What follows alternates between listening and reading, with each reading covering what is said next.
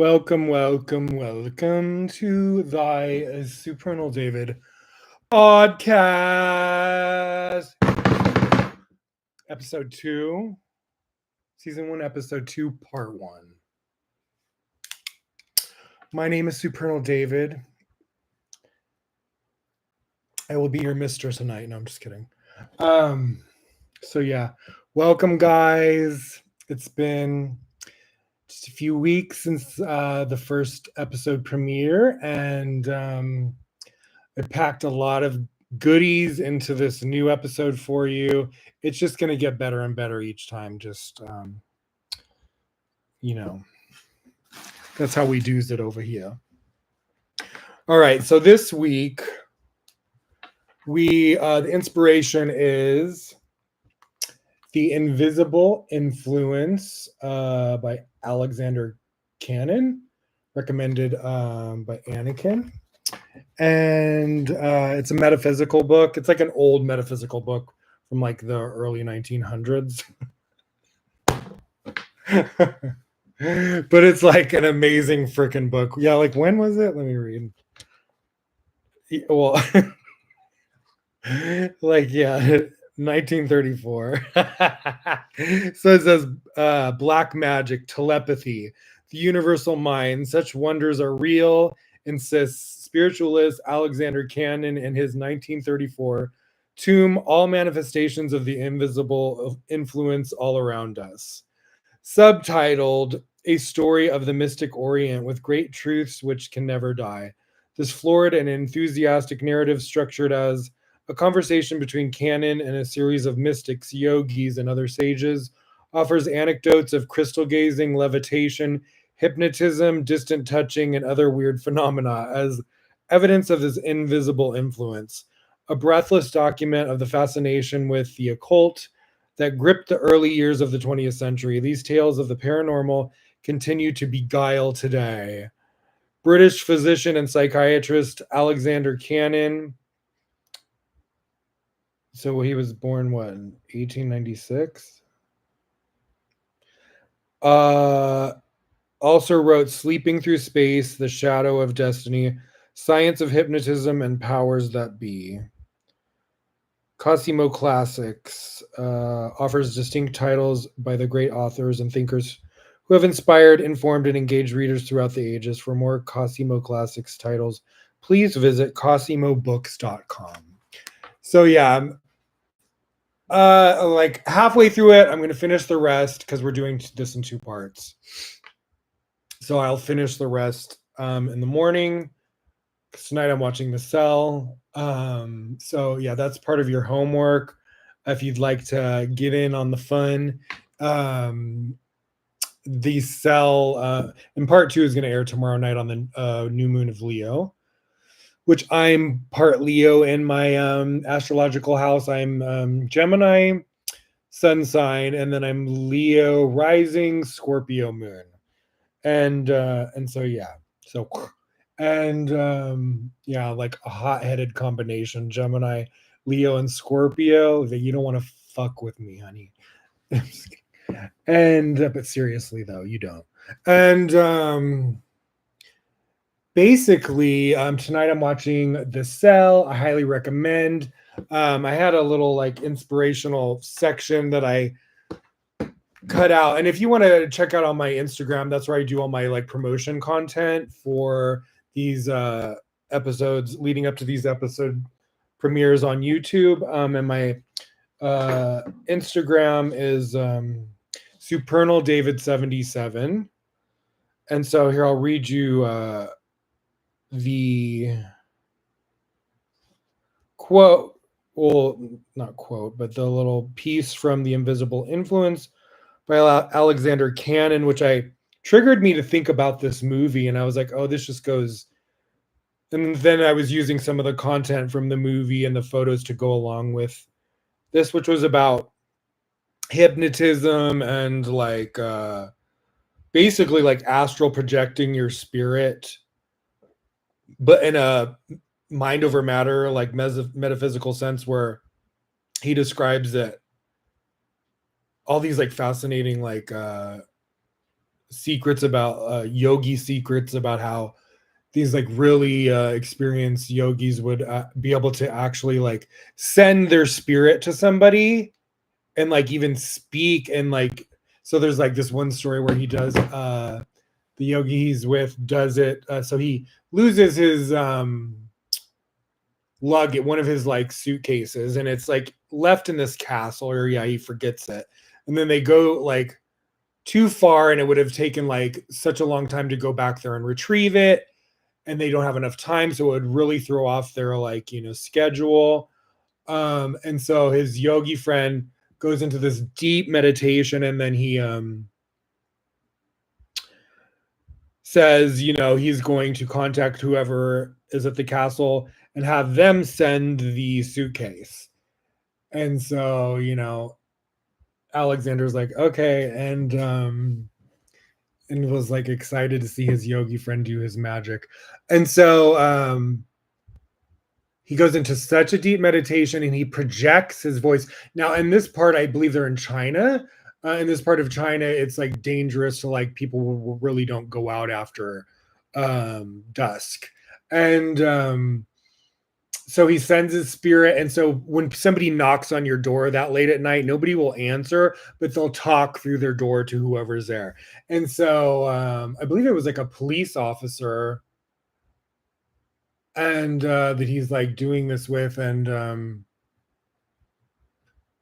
so he projects his voice to the police officer's door and speaks to the police officer through the door and tells him, you know, about the suitcase. And so the police officer is thinking the person is speaking right outside of the door, but it's actually he's projecting his voice there, which is so freaking like fascinating. And then and so he does what, you know, he agrees to like send the suitcase to wherever they're at, and it works. And so he's like, Alexander's like blown away that his yogi friend was able to do that. And so what was my point leading up to that was there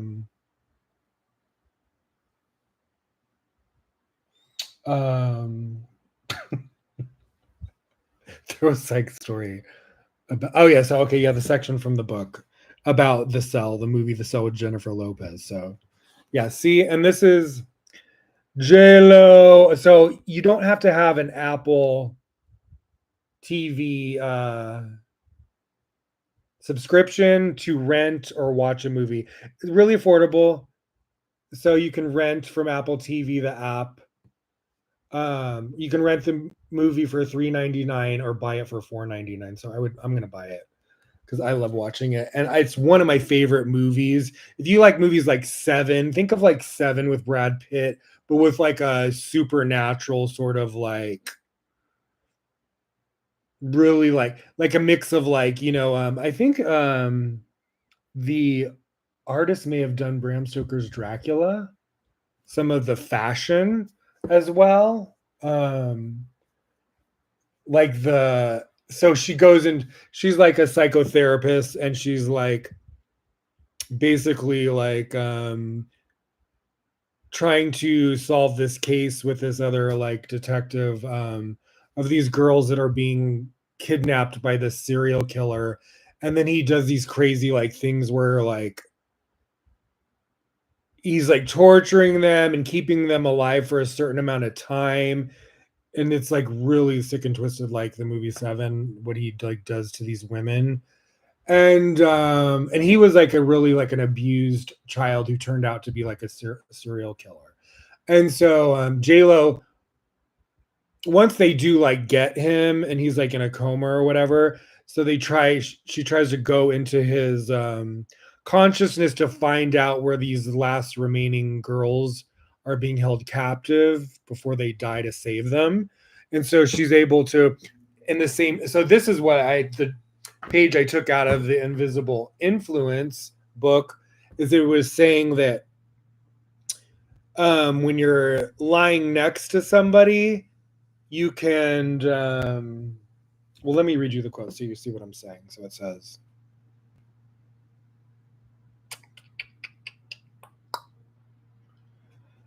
boop-a-doo, where the fuck is it? I love to say fuck. Am I not allowed to say fuck on YouTube? Oops. I'm sorry. I'll stop.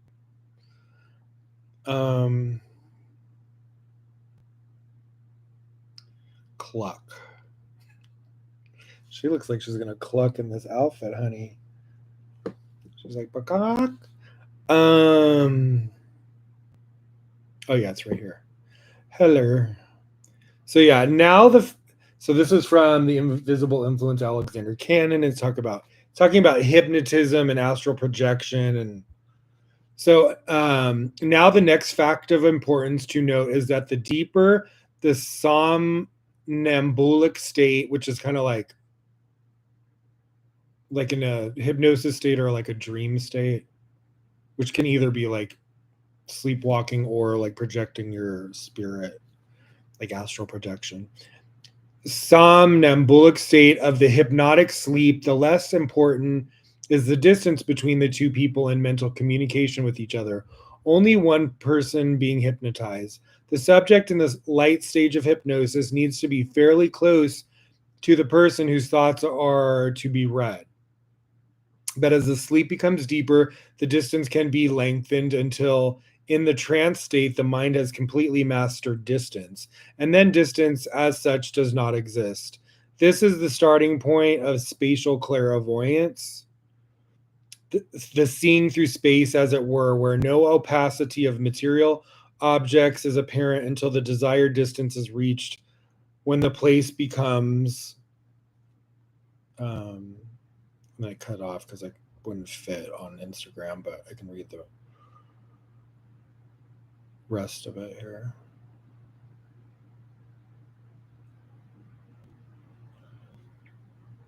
Until the distance has been reached, when the place becomes visible to the eye of the mind. How great are the wonders of man's mind? How much great are the marvels of the master's mind, which is talking about God. So yeah, and then it's like really cool, like so like for some of the photography, like inspiration, like I'll show you.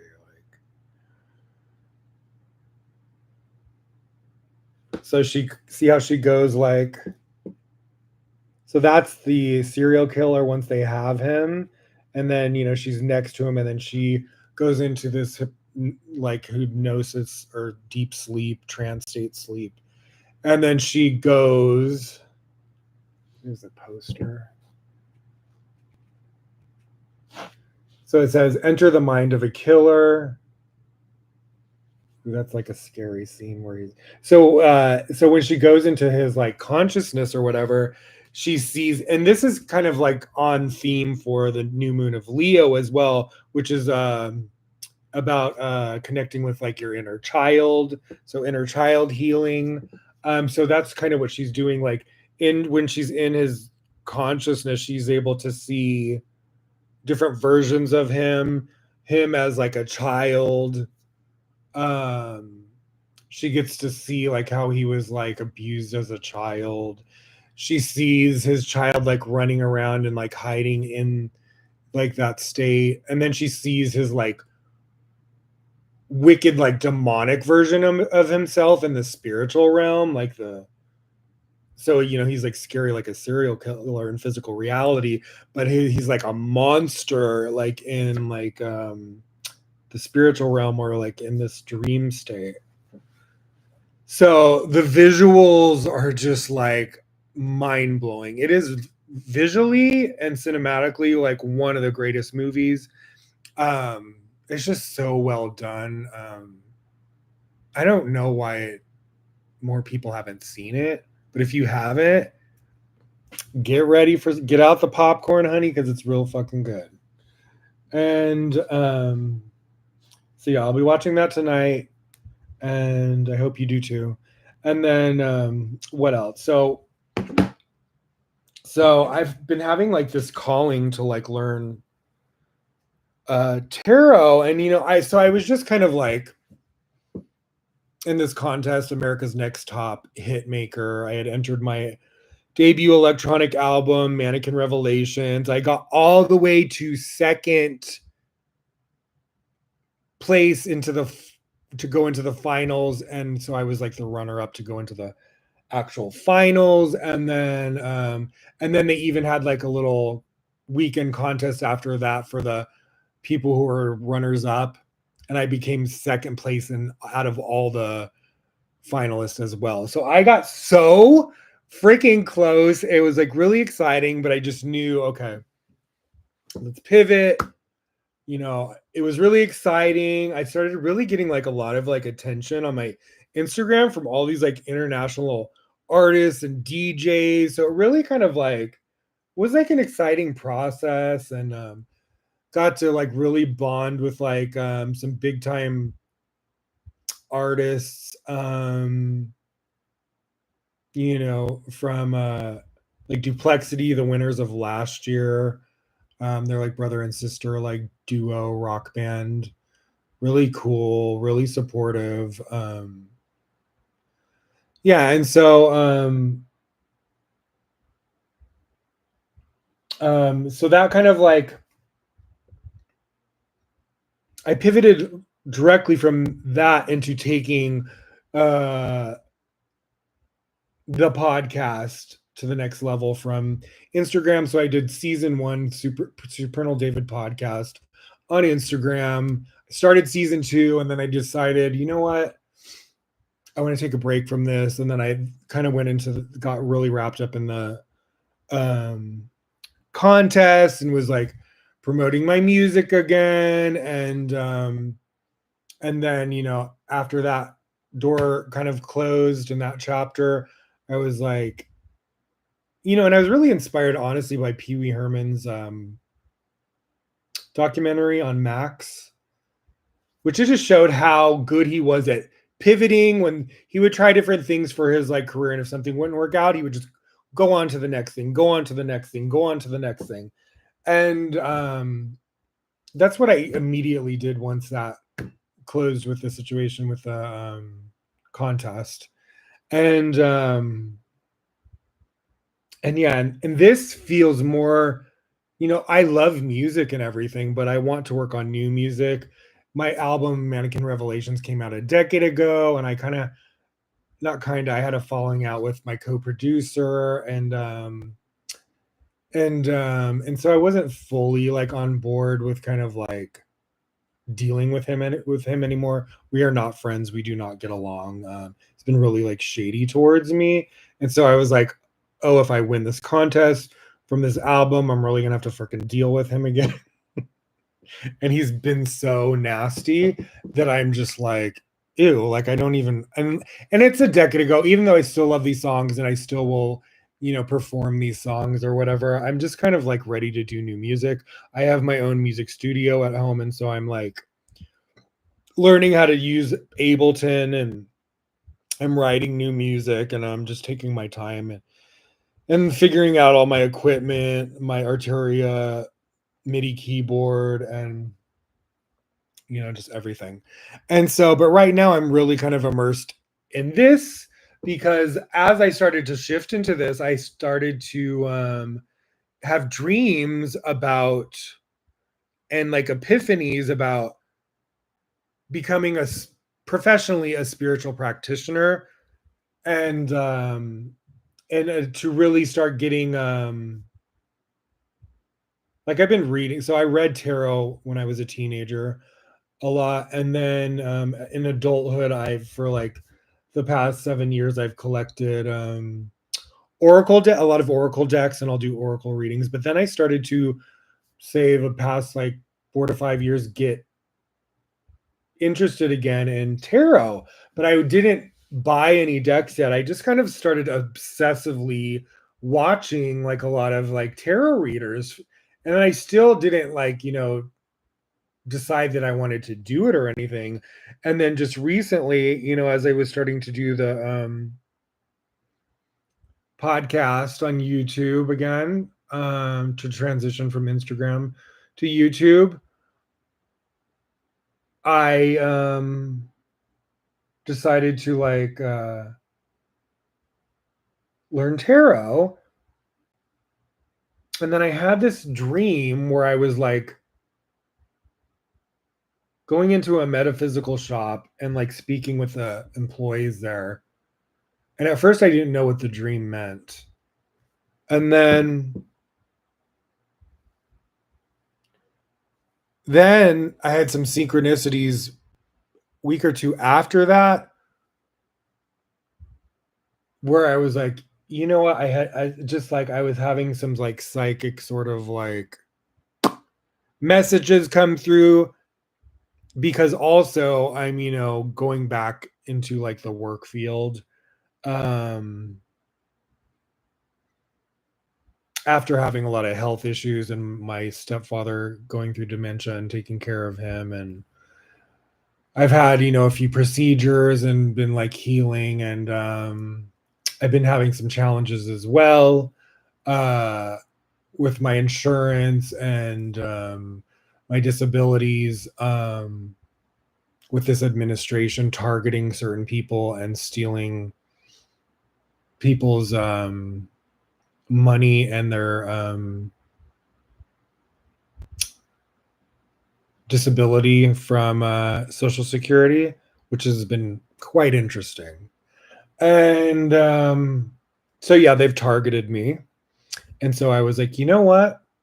They literally sent me a letter saying, you are no longer disabled, which I don't discuss all my disabilities with anyone but my family or my close friends. Um, or, whoever, my partner will be, my soulmate. Um, and not that I will never be like, it's my decision just because certain things are private, certain things I've been through, which were very traumatic. I speak about it sometimes. I've experienced homelessness. I was thrown on the streets very young and disowned by my family for being openly gay. I was, got into like drugs with very at a very young age at like 16. Like was just like really influenced by a lot of like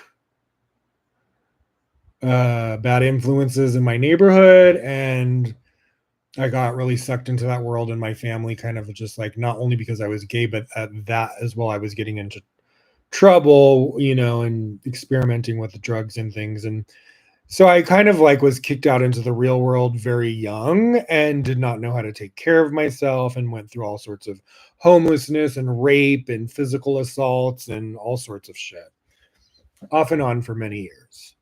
And I have like PTSD. I've been diagnosed with PTSD, and I have lots of other health issues. And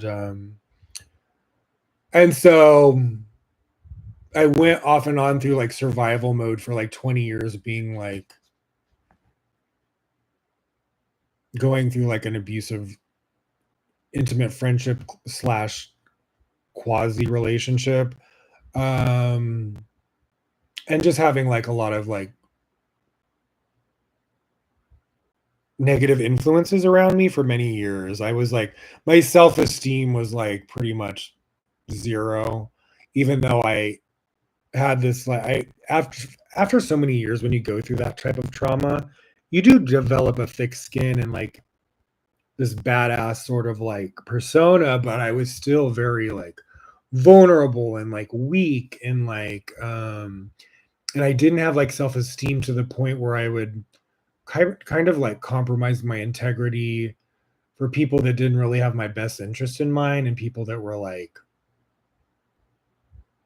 using me or being two-faced to me. And because I was so desperately lonely because I had no family, I would really sometimes just like cling. For many years I didn't know how to like be alone with myself and with my thoughts, or I didn't know how to take care of myself, or I didn't know how to, I was never like financially like abundant, so I was really always like very needy of like, help. And but it was always coming from like strangers and toxic, people. And like I really just was like put through it and going from one fucked up situation to the next fucked up situation. It was just like, you know scrambling, like dealing with people off Craigslist, trying to like, and I had screwed up my credit very early, and I couldn't like get myself out of that sort of rut. And so I was always kind of like, I could never get like into my own place, and was always having to rent rooms or stay with people. And and I was just struggling like in so many ways with like drinking, alcohol, drugs, weed. I was numbing myself. Um, and so all those things, like all those years or whatever, really just like affected my health. And then, once I moved back to Vegas, like about 7 years ago, and I finally got on my feet in Chicago, like the past, like before I came back to Vegas, like I'm 48 now. So I moved back to Vegas probably like in my 40s. And then, so I was in Chicago for a decade in my 30s. And that was kind of the time that I like learned to like really like thrive and survive. But it was up and down even in Chicago. I had bouts of homelessness in Chicago. I went through a lot of tough times. I still was battling addiction in Chicago, and but then I, worked on my album for 4 years and put out, my first electronic album on all digital platforms. But as I got to, my 40s, and I kind of like had like right at the brink of my 40s, my toxic ex, we were friends, still had come back into my life and kind of like sabotaged me in that last sort of like month in Chicago, and it threw me for a loop. And I let the situation really like bring me down and influence me, and I lost my job, and then got another job, but then I was just not happy starting over. And I was working in like Top Chef restaurants at this point and making like really good money. Like I could make, a slow day was like 200 to 300. A good day was like 500 to 700 a shift. And I was like bartender, like, waiter, and I would like also cocktail and like do these huge parties at these restaurants, and have like 100 people party, and me and another server like doing cocktailing and serving food. And so and it was like top chefs like Fabio Viviani and like Tony Montalano, their restaurants. And then I finally went to this last Italian restaurant, and I was like burnt out. I had some lesbian friends in Pennsylvania. Decided to go there. Big mistake, because the girlfriend was an alcoholic. And so I was there a week or two, and then I was like, oh my God, I made a bad decision. And it was like scary being there. It was like very like, felt like I was in a time warp. There was like horse and buggies going down the street with like Amish families, and like being like openly gay, I was like getting a little bit like terrified. And I was like, there would be like one Uber car like way far away. I was like, what did I get myself into? I'm like, oh my God. And the girlfriend like spazzed out one night when she was drunk, and they went ballistic and was like fighting with her ex, and was like running around with her top off. And it was like it was literally like she was possessed by the fucking devil. I called my mother, and I was like, Mom, I cannot fucking do this. I was like, I'm at my wit's end right now. I can't believe what I just got myself into. I cannot stay here. I feel like I'm going to die here. I was serious. I was terrified. I was like, this was the worst decision I could have made, was leaving Chicago. Because at least Chicago, you could make it with like the taxi and train system and bus system without a car. Or cities for me are like easier to survive in. I'm like a city boy. I'm from Vegas, lived in LA, Hollywood, and then Chicago for 10 years. And so it's easier for, I think, to make it in a city than like a rural area, unless you're like financially set. And so, my mother was like telling me that her husband and me and my mother had been kind of estranged for like 20 years, other than being like over talking over the phone. We would still talk on the phone weekly, but we were kind of physically estranged, and I did not get along with her husband. But 20 years had gone by, and I still did love my mother, even though I had a lot of resentment and anger towards her. But I also had compassion because she did have an accident when she was younger, which caused her to have learning disabilities, and her father died when she was young. And so this is what I was going to talk about as well on this episode, is generational trauma, how there's certain things that go down throughout families, get passed on, this like trauma of like, so like, say for instance, like my grandmother was really poor. She was from Pioche, Nevada, like really poor, like pictures of her in just this like desolate little small tiny mining town in Nevada. And like she would tell stories how they were so poor that her dad would lock up the food, put locks on the cupboards for food. And the story stuck out to me. Her name was Rose. She told me how and I loved my grandma growing up. She was kind of like my second mother. And I would stay with her all the time in Boulder City in Nevada. And I just loved her so much. And, but she would tell me the story how her father was like abusive somewhat, and would lock up the food, and one time, and they would be starving all the time, and she was so malnourished that it caused her to have some sort of like disease in her lungs, which she eventually, as like, she still lived a long time, but she had to have like part of her lungs removed because of it, and she ended up dying from that. And when I was like early 20s. And but her dad, like one time they forgot to lock the cupboard, and I guess my grandma got in there and was like starving, and they had apple butter, and she ate it, and they like beat her because of it. So it's just like that was all I had to hear. You know what I mean? To get like a gist of what her life was like. And then so my grandfather, which is really strange because his name was Orville, and he died many years before I was born. And then I was born years later on the same day he died, which is very weird because he died when my mom was like, I believe she was like 11. She either said 9 or 11. So she was very young, regardless of the exact age when her father died. And then years later, I was born on the same day he died, which to me is like a sign. I always think it's like a sign that he chose me to be my mother's son. And it's interesting because now I take care of my mother after her husband died.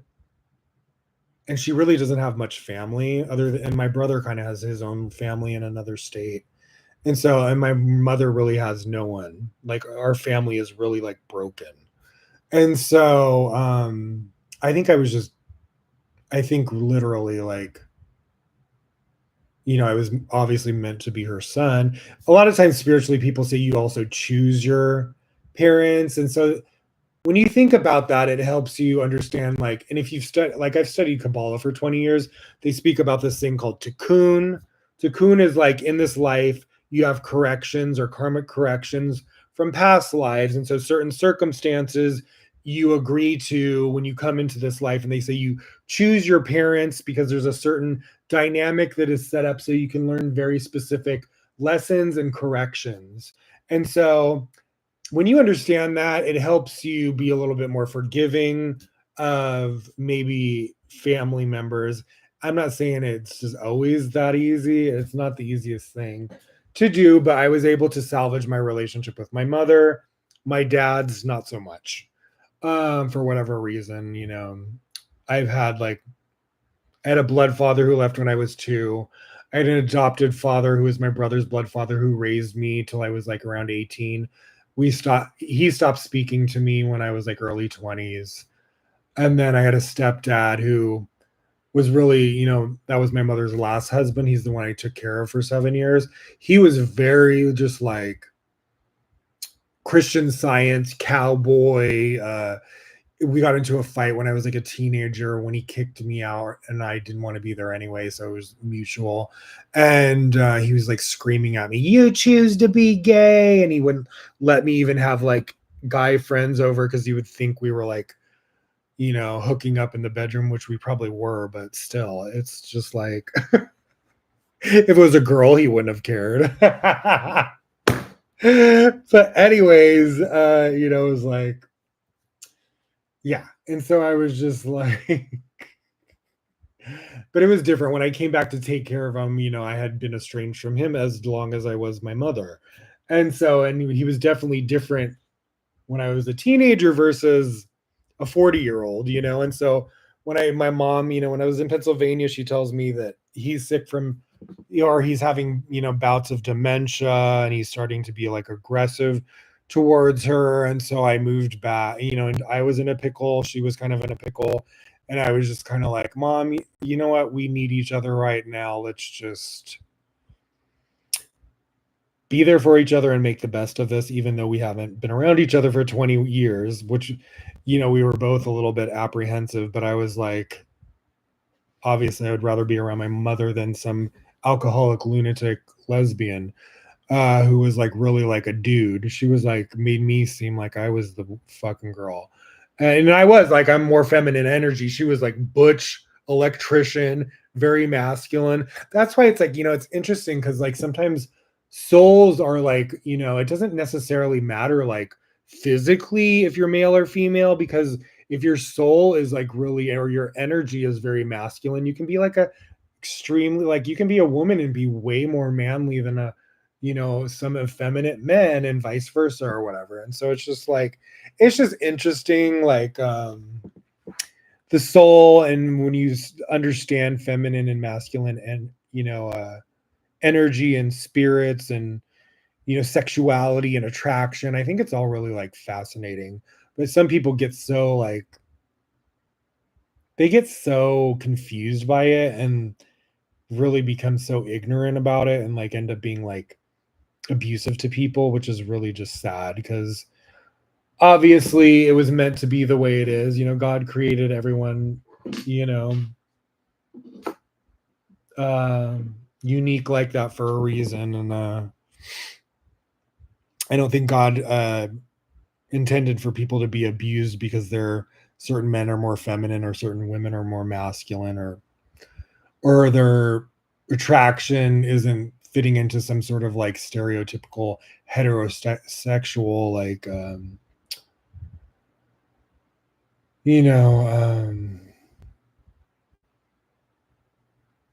what's the word? Lifestyle. And but yeah, so I came back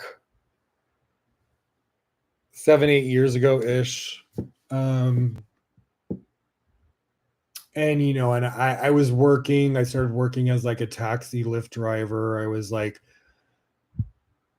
was also delivering like food to the Las Vegas like hotels off the strip.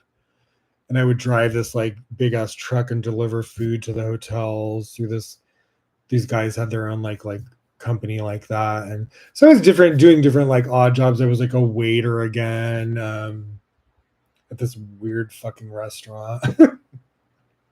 And then I had like I literally, my back went out. I got a herniated disc. I couldn't like walk at all for a while. I was also having like health problems from other issues, just from all the trauma and things that happened to me for 20 years. It was like kind of like my body, once I was like back with my mother and I was able to like breathe again, my body kind of just like shut down and was just like, I think because I was in survival mode for 20 years and being really put through so much physical, mental, emotional stress and not taking care of myself, and like it just took its toll on me. And so once I was able to like kind of like breathe and not worry about being homeless, living with my mother again, I was able to like heal. And so I got into therapy. My doctor said because of your disease and some of your other health situations, and the disease I have is like livable, and I'm able to like live a healthy long life. But I get 2 shots every 2 months, and I got off some of my other medications because I was just like having issues with low testosterone, high cholesterol, high um, triglycerides, high blood pressure. I mean, I wasn't fully able to heal. So what I was able to kind of somewhat heal once I got back, in Vegas with my mom and my stepdad. But then my stepdad's dementia got progressively worse over the years. And then suddenly I was full on taking care of somebody with like full blown dementia. And that almost killed me because I was basically taking the weight of that off my mother. And so, you know, so I just like to kind of like make it clear, like, he passed away a few years ago. Once he passed away, I was just like, oh my God, me and my mother were just like spent. Like we were like at our wits' end. We were so drained. I had gained weight. My health was off. I was like chain smoking cigarettes and having to take like THC gummies to like sleep at night because I was just like, the anxiety of like taking care of a grown adult who's like a child was monopolizing and absolutely exhausting. And I had to be like, on top of it. And I was. But it really affected my sleep and my health, my diet, everything. And so once he passed away, for a year we just kind of chilled there. And my mother and him moved to this not so good part of Vegas where my brother used to live there years ago, but that area just got worse throughout time. Just like was not like a safe area. And my mom didn't really know that. So once he passed away, I was like, okay, I don't want my mother's golden years to be in this neighborhood. And I want to make sure, she's like in a safe neighborhood whenever my life, and I kind of like sacrificed my own sort of like love life and career and work and all certain things to take care of him because I knew it would kill my mom. But I was also like healing as well. So I was like, you know what? Even though I'm doing this, at least I'm not homeless. I'm not having to like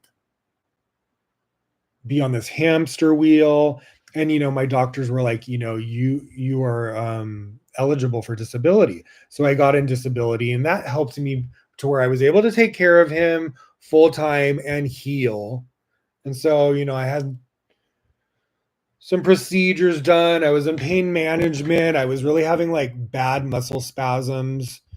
Like if you watch Lady Gaga's documentary 5'2" and you see what somebody who's gone through rapes and physical traumas and homelessness and drugs and alcohol and this and that. And I was having, once I was like healing, my body just like my muscles were spasming all the time. I was like, they had me on like muscle relaxers and meloxicam and like tizanidine. So meloxicam's like, it's not as strong as like painkillers, but it's like the strongest sort of like painkiller that's not a what's it called, opiate. And then muscle relaxers just because I would. So Lady Gaga in 5'2", she has these. It's kind of like, or if you've read the book, a lot of therapists recommend this book, The Body Keeps Score. And it's about how trauma embeds itself in your muscles. And so when you're triggered by your trauma, you can have like a lot of physical pain or spasms in your muscles throughout your body. And that's what happened to me once I was like, it happened in my legs a lot, my back, my arms. It was like crazy. And so I didn't know how to like help it. And so, you know, it was actually like the things from pain management, they would help when it was really bad, but it was just like not good for your lymphatic system or your kidney or liver, because these are just like, you know, there's these medications that they numb things or like relax the muscles, but they're not good for your system to take all the time. And so I had to find other ways. Like a great like epiphany for me was like learning about which I didn't know until my 40s, about magnesium. Helped me sleep better. I was able to stop taking THC gummies, which ended up making me like wake up in the middle of the night and eat half of the cupboard. And so magnesium is great for your muscles, relaxing your muscles, recovery. It's good for your gut. It's good for like sleep, sound sleep without side effects. So that was like a great like epiphany for me. And then I was having like weird reactions to the blood pressure medicine and the cholesterol medications, and I was having this photosensitivity to the sun where, and I didn't know what it was for years. I would go out into the sun during like Las Vegas summer and my neck would be like fucking like red and getting like leathery. Like I was like so burnt. If I would just drive in my truck, which didn't have tinted windows, to like the grocery store and come back, it would be like red as red could be. And then it would get like almost like, even with sunblock, or I would wear these like neck covers or whatever. And still with that, I would get, and I was like, what is going on? This isn't normal. And this was happening when I was taking care of my stepfather. And so I was so monopolized in that situation, I didn't even attempt to figure out and put two and two together what was going on. Finally, once he passed away, we moved and we got here and it was still happening to me. And I was like, I became like, I was like, am I never going to be able to like go swimming again or be in the sun, or like, what the fuck is going on? So I really like went to my doctors and was like, what is going on? Is this the medications? What is happening to me? I need to find out. And so, yeah, it was the fucking medications. And, you know, finally my specialist was like, oh, well, it could be these medications and it's called photosensitivity. I'm like, oh, now you're telling me this after I've been telling you I've been having a problem with this for quite some time. So then she tells me to go speak to the pharmacist, and, you know, long story short, that's what it was. I get off the medication and it went away. So now, you know, now I'm at this place where it's like, I don't take any medication. You know, I had 2 procedures where I had to take anesthesia last year. And so I felt like, and I was smoked for like 30 fucking years. Yeah, almost. And so the past year was like the year of like detoxing. I quit smoking, like did lots of detox stuff, just eating better. It's just been like a refinement period. I got off all the medications except the one for the disease I have, which is just 2 injections every 2 months. And so, and you know, I've been in therapy with my therapist for my PTSD for like a year and a half. That really made a major like impact on me. She's great. She's a lesbian as well. And just and so yeah, now it's like I've just been, right as I was like starting to just like heal. We're in the new house. We've only been here a year. You know, all the shit happened with like the new administration and then like targeting people with disability. And so, yeah, I get these letters like 2 months ago about, oh, you are no longer disabled, after I was already approved last December for the next 3 years. And I get these letters from Doge, who suddenly took over, you know, Elon Musk's guys who took over Social Security and fired everyone. We get these aggressive letters saying, you are no longer disabled. Your funding will stop in 2 months, blah, blah, blah. And, you know, I could fight it. And I could even file discrimination. Social Security, they sent me, you know, stuff to like appeal it and also to, you know, file discrimination. And then, you know, part of me was just like, you know what? I'm not going to battle with these people. I don't want anything from them. I'm just going to connect with source energy, connect with God, connect with spirit, find my purpose, trust. You know, I'm doing everything I should be doing. I'm healthy. I'm not deluding myself in any way. And I'm ready to like, you know, I'm not getting any younger. So now's the time to really like, why my mother's still around, to like make a living for myself. And, you know, I have a safe roof over my head and I've healed a lot of my traumas. And, you know, even though certain jobs, maybe I can't do like what I used to do, like being a waiter and being on my feet all the fucking time, 40 hours a week. There's certain things that just at my age, I cannot fucking handle anymore, but I can do other things. So it was a lot of like me racking my brain, like, okay, what do I want to do now? What can I do? What, you know, and still take care of my mother who's in her 70s and having health issues and her dog, and like, you know, what can I do now that if she does pass away, that I'm able to sustain myself on my own, because staying on disability is not going to do that. So I just knew it was like time for me to just let go of this. And even though it served its purpose for me to heal and take care of my dad with some dementia, and it was my doctors who were like, you are absolutely eligible for this, and I was approved.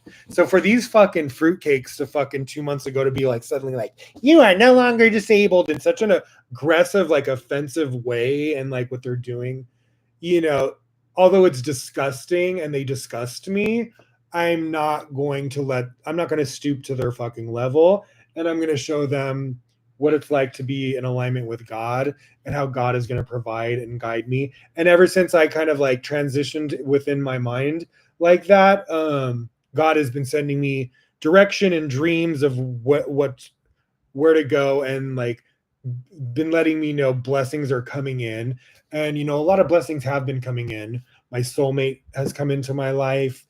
I'm in love for the first time, true love, even though it's early stages, it's sacred and private. I'm not going to discuss it on fucking YouTube. But yeah, that's a great miracle. I've decided I'm going to create my own website and start professionally being a spiritual practitioner and be my own boss. I will work out of maybe certain places in this field, but for now I'm building my website starting at the beginning of August, and I will be doing spiritual intuitive readings with not only oracle decks, but I'm studying professionally tarot. And so I you know, have these dreams and synchronicities leading me to this decision. And once I decided it, I had signs and synchronicities kind of like since then, kind of like majorly like saying, yes, yes, yes, this is your spiritual purpose. This is what you're meant to do, you know. And for years, I was having like premonition dreams where I would get messages for other people. And I would be like, knew I had these psychic gifts and like visions, and very much so in dream state as well.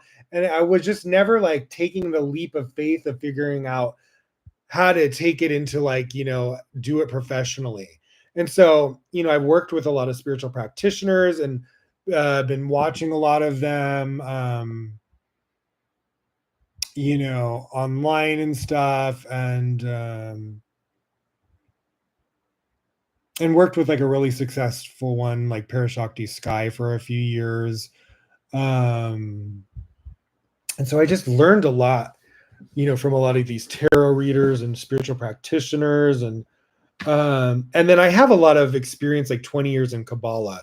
So that added to me as well. And I've studied a lot of different spiritualities over the years, especially in the past 7 years. I really was like exploring lots of new things again. And so, so I got this book. Actually, I got this guided tarot box set by Stefanie Caponi.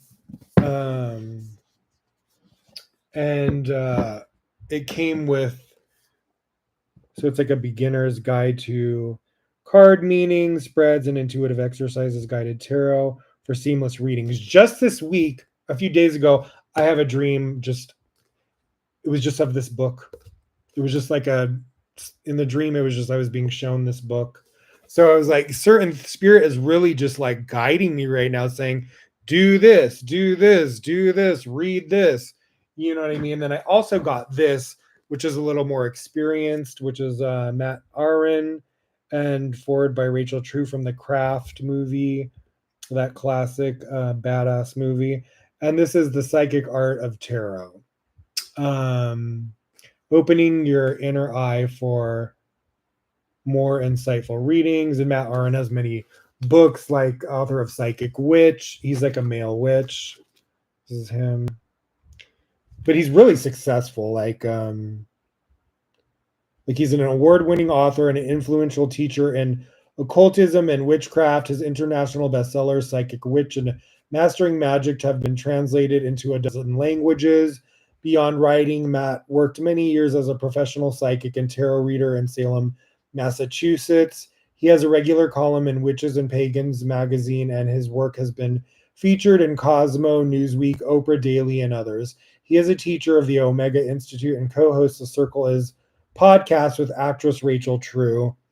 Learn more at auryn.net.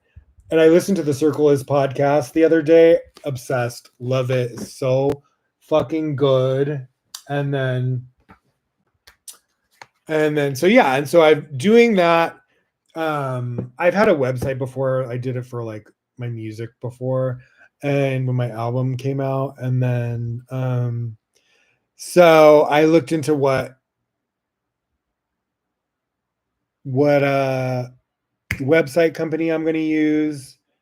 My therapist, kind of let me know about like, getting the business licenses for tarot and the process, because she just went into her own private like business or private practice as like a therapist, and she was telling me about how she went about getting all her licenses and shit like that. And so it's really cool because I'll be able to link my website to my YouTube or my social media platforms and book, readings with my clients. And so I'm also going to start doing different, what's it called?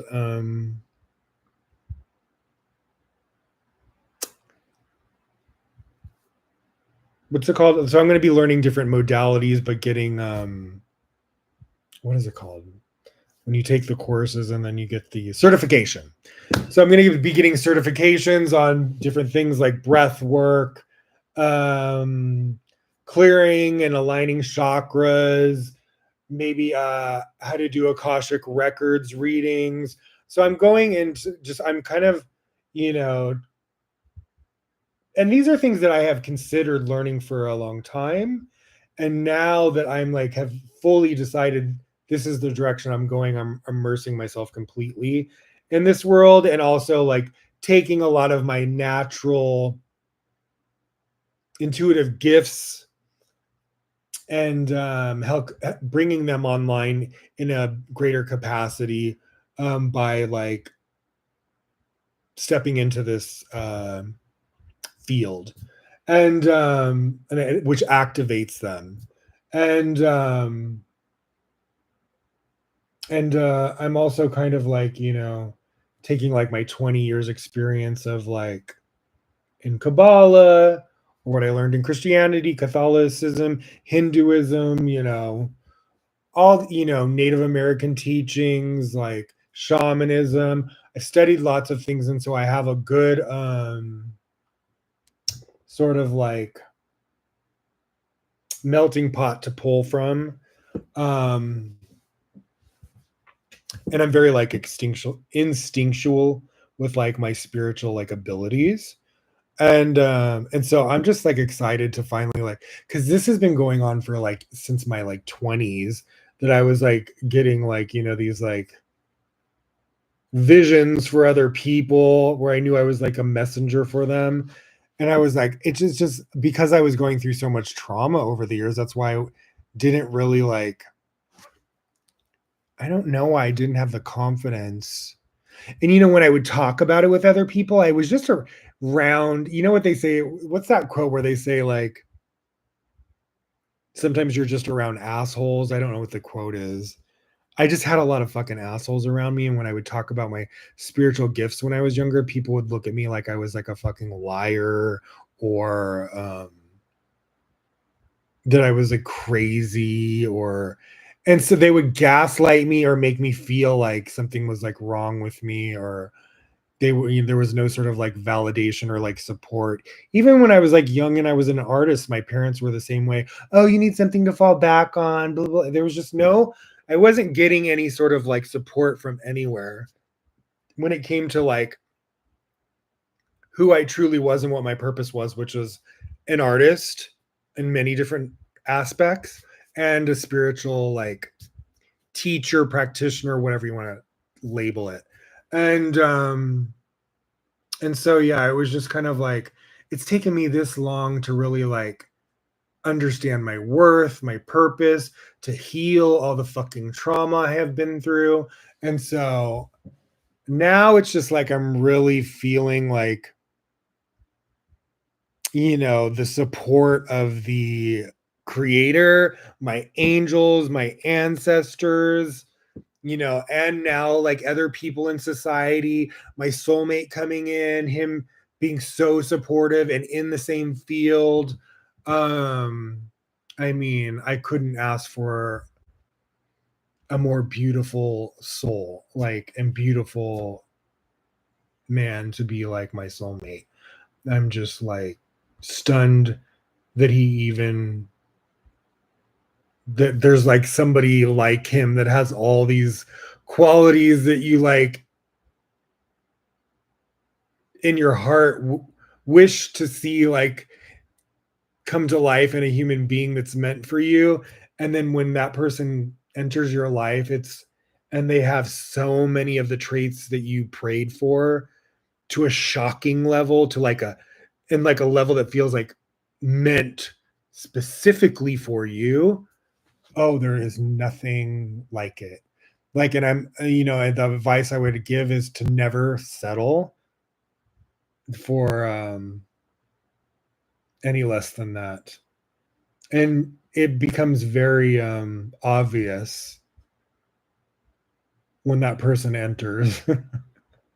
I'm like in amazement every time I like, engage with him or watch him, or, because he's in the field as well, and he has like a lot of content, and I'm just blown away. It's weird too because I can see traits of like different family members of mine in him, which is bizarre as well. Or he'll say things or talk about things that I've only heard myself say or talk about, like little uncanny little things he'll say or do, and I'm just like, I've never heard another guy speak in this sort of tone or to think like I do. It's just really kind of, and then the synchronicities of like how he's like kind of like a match, like almost like a fitting puzzle piece.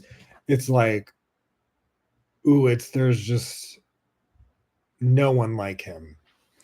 And then just kind of the protect, like he has like such a protective energy over me. So like loving, so thoughtful and conscientious, and kind of like,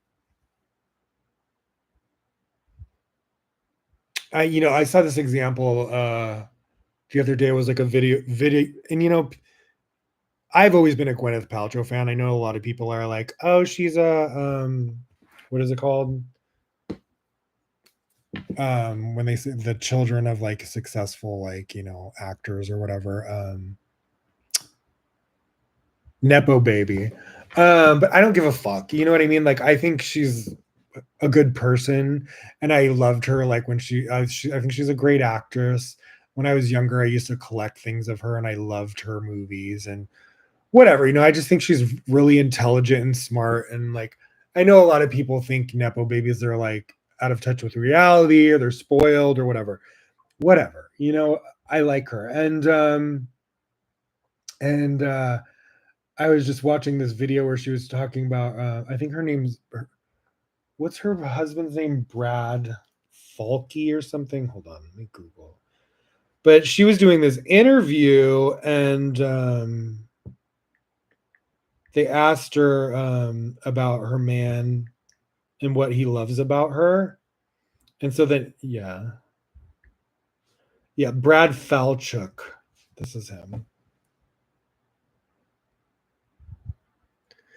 And then when he texts her back the things he loved about her, I was just like, oh, it made me get teary eyed, because that's like how I feel about my guy, and the way he reciprocates that sort of like energy towards me. I've never had somebody make me feel like that ever.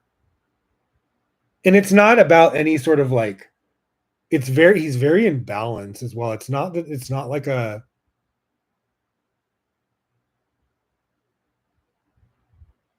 not, there's nothing like, I mean, we both have like um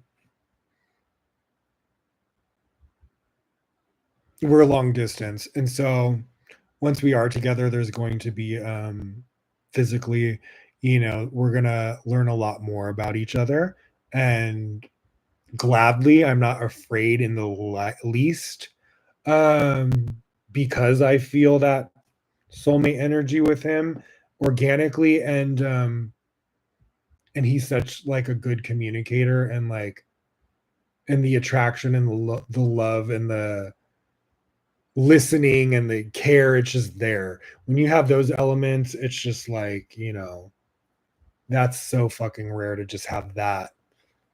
um and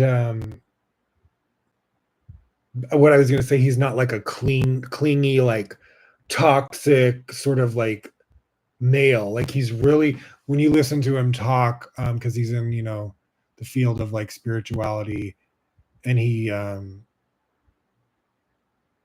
makes a living at it, and a successful living at it, and and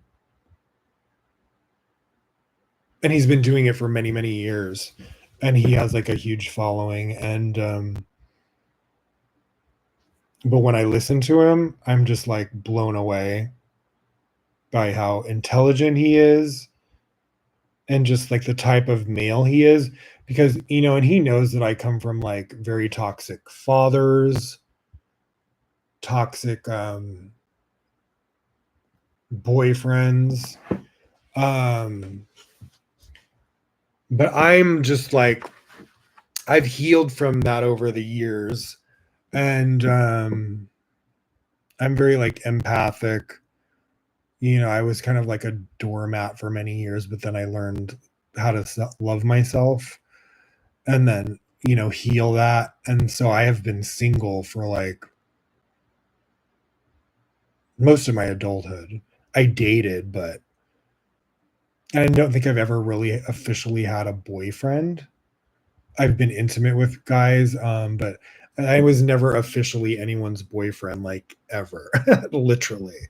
And and then I haven't been intimate in like a fucking like 7 8 years, and at all. And so that was good for me, because I was like, you know what? I will not hook up. I do not will not settle.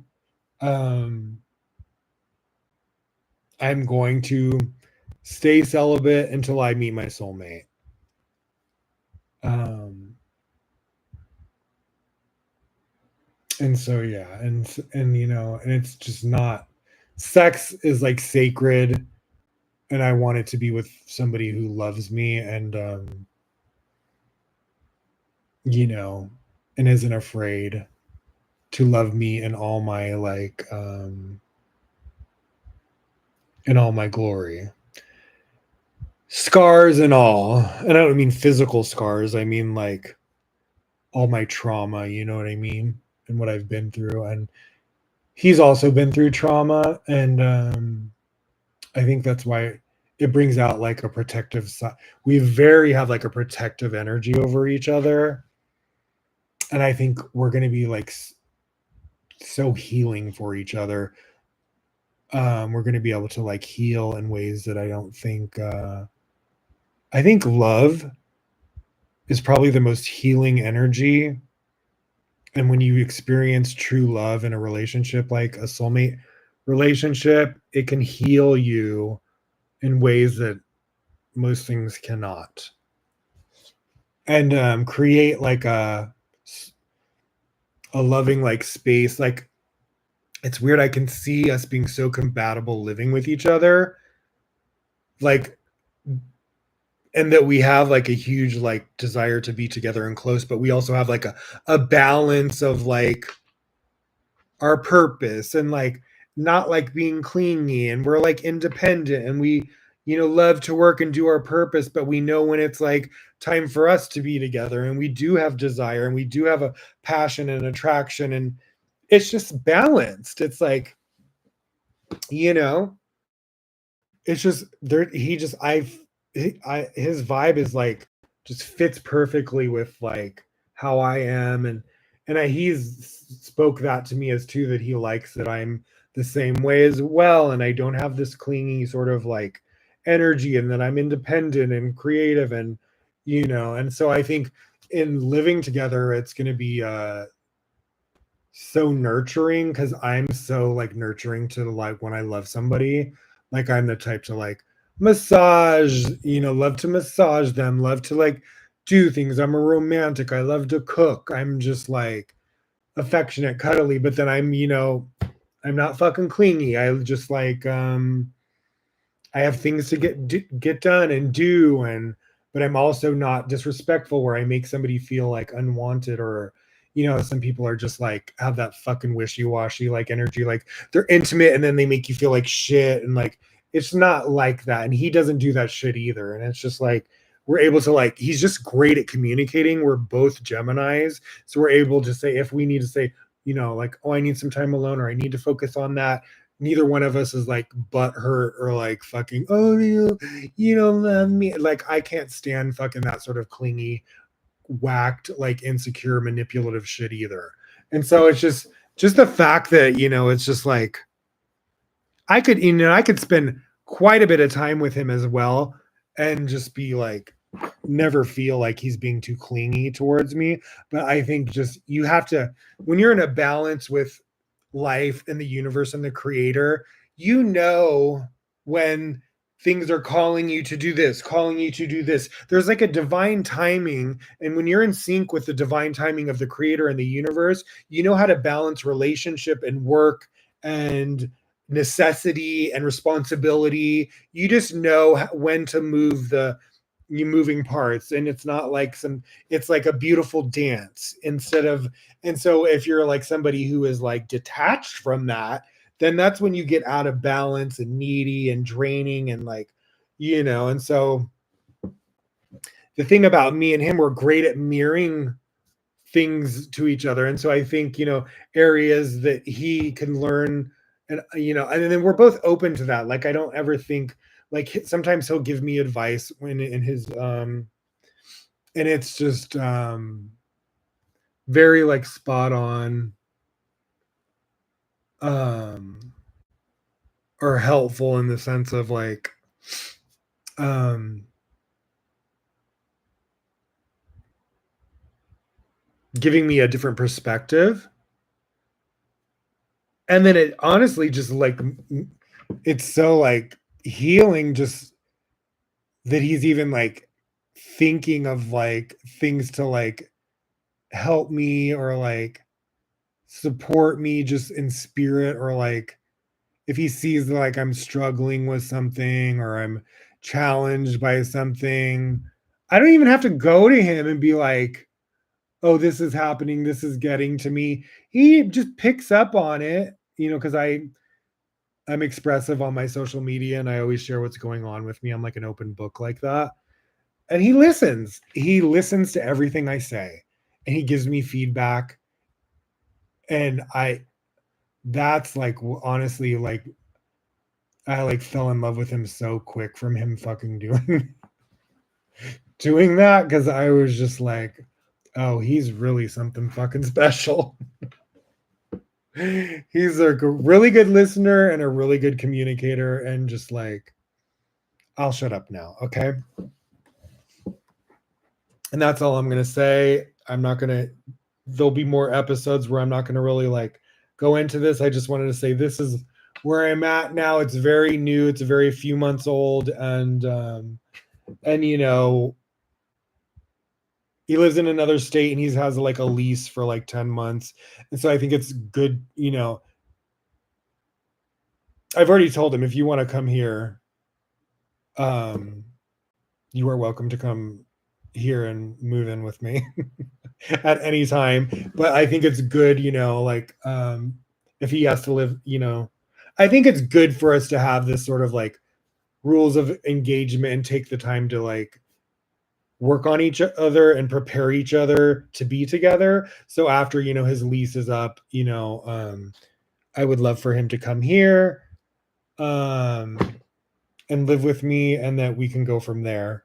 And I don't know what's going to happen financially within this year. I think there are huge financial blessings that are going to come into both of our lives. And so we'll have a lot more freedom of decision of like, if when he comes here, that we move somewhere else or whatever, and my mom's going to be like part of the, picture, and my baby puppy. And he's aware of that. And I'm open to like his life as well. And I don't know all his family dynamics, but I'm just like supportive, and he knows he can talk to me about anything, and that we will always compromise to the best of our ability and make decisions that are going to like be the best for us in the big picture as a couple.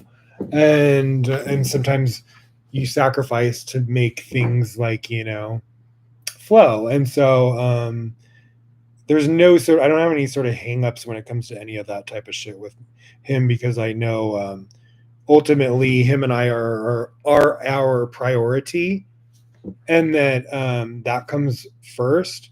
But also he understands that I take care of my mother, and my mother's like so easygoing. She's already loves him and thinks he's so cute and is cool with him living with us, and like um you know we even have like an extra room, like so he could have his own like office space. But if and my bedroom's our bedroom, so it's not like a fucking issue. It's just like we live in a really nice part of town. It's like gated. We're near the mountains.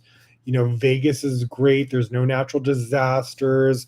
It's great for the field he's in for work. It's very cultivated, being a spiritual practitioner in this town.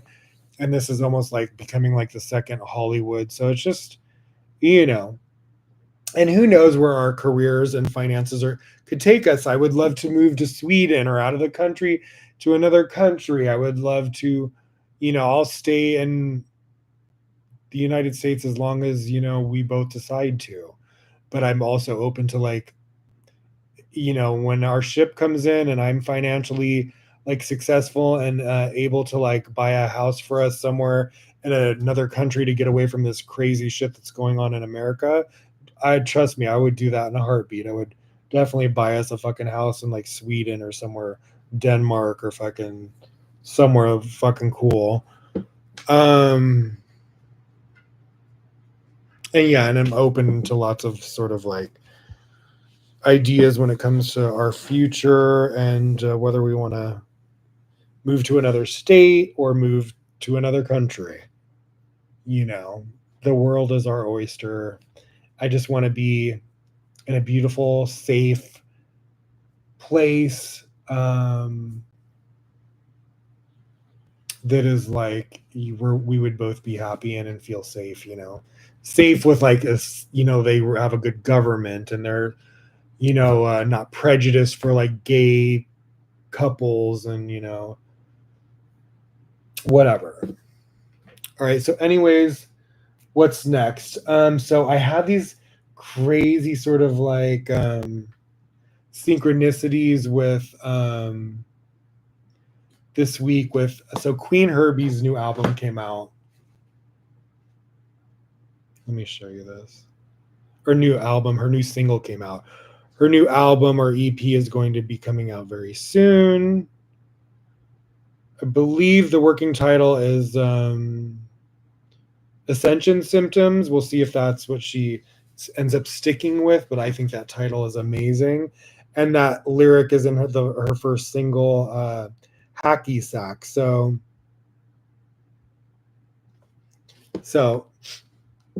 this was like, on my Instagram, this was my, so if you see up close, I'm holding the Rider-Waite-Smith tarot deck, which I'm studying, the original tarot deck.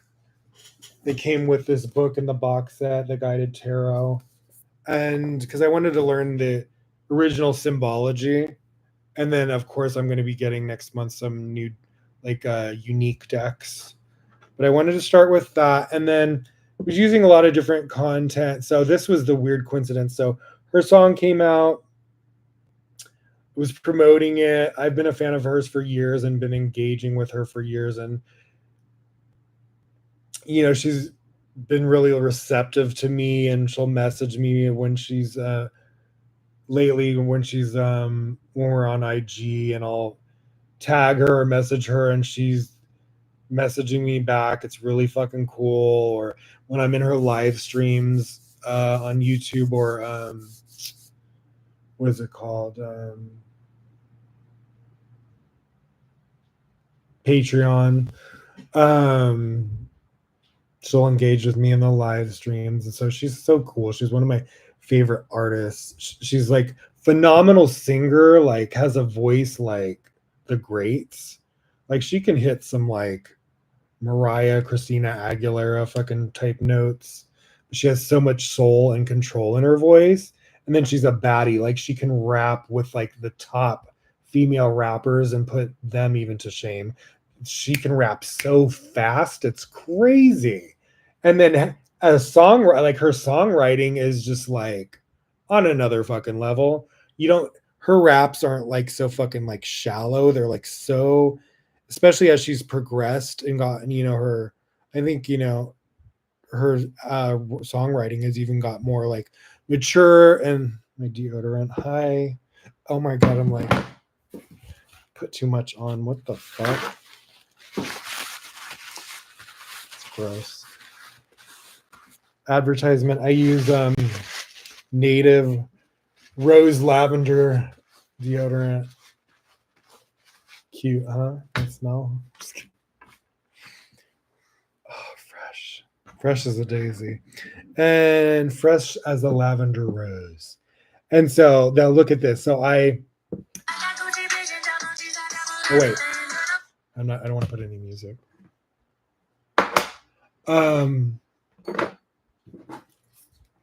So this Be Not Afraid deck by Jennifer Sodini. Now this is such a cool deck because Jennifer Sodini, she's very like witchy and like cool and modern. But then I love because she's really intelligent about like the Bible.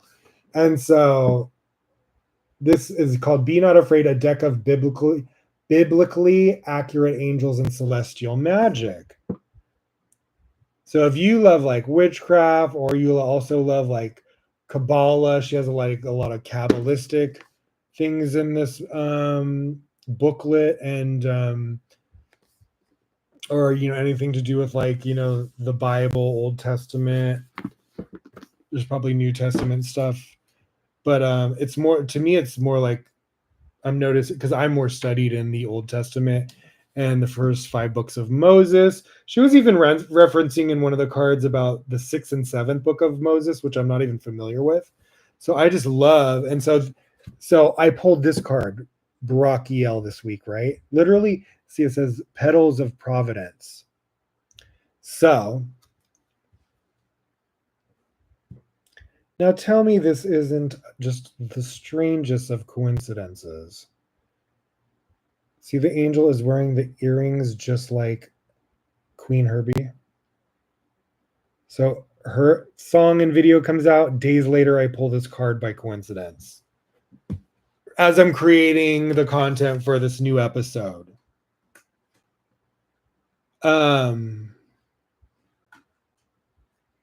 And then not only that, so I was putting this romantic, like one day I was feeling romantic. I put these Rumi poems for my soulmate, and I picked this song by what's her name?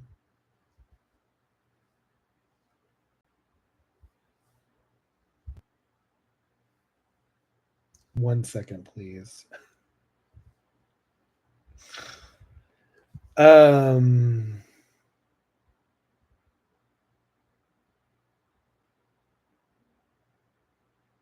don't know why I can never remember her. Nessa Barrett, yeah. What's it called? Nessa Barrett.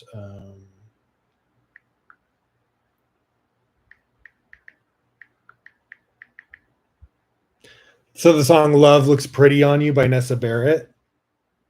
So there's like, so I put this quote by Rumi, which is talking about roses. So let me read you the quote too.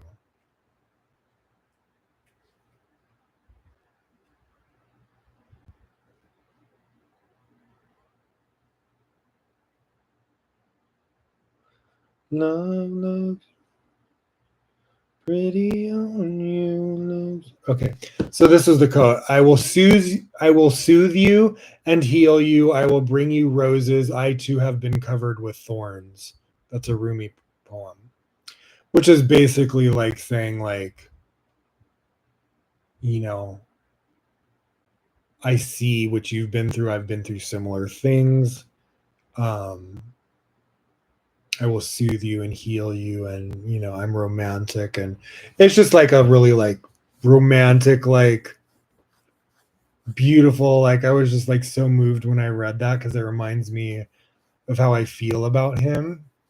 And the way he responds to me as well, as I feel like we just like understand like each other's like trauma and what we've been through, and are like both have that desire to like heal each other through like our love for each other. It's really just like, it's very like romantic and very like blessed. That's just rare. And so then the lyric of the song I put with it is Love Looks Pretty on You by Nessa Barrett. And there's like a line that says, for the first time, this isn't painful. I feel like an angel in white sheets. So I get this card later that day after putting that.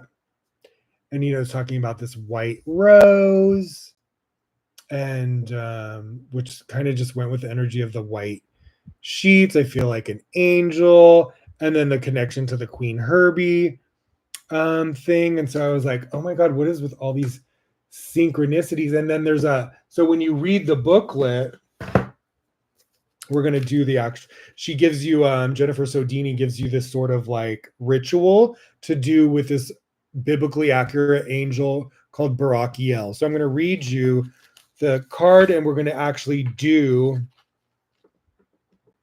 the ritual. So the ritual says to use like a white rose.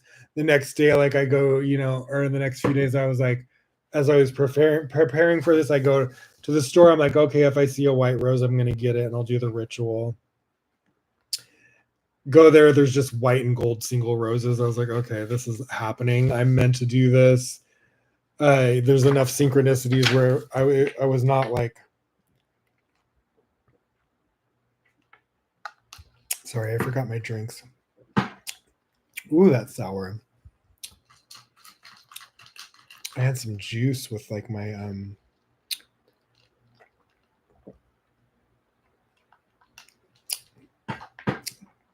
organic beetroot powder. That's good. My mother's sick, so I was drinking this defense juice. I'm like, do not get me sick. She had like a virus too. I'm like, she got from like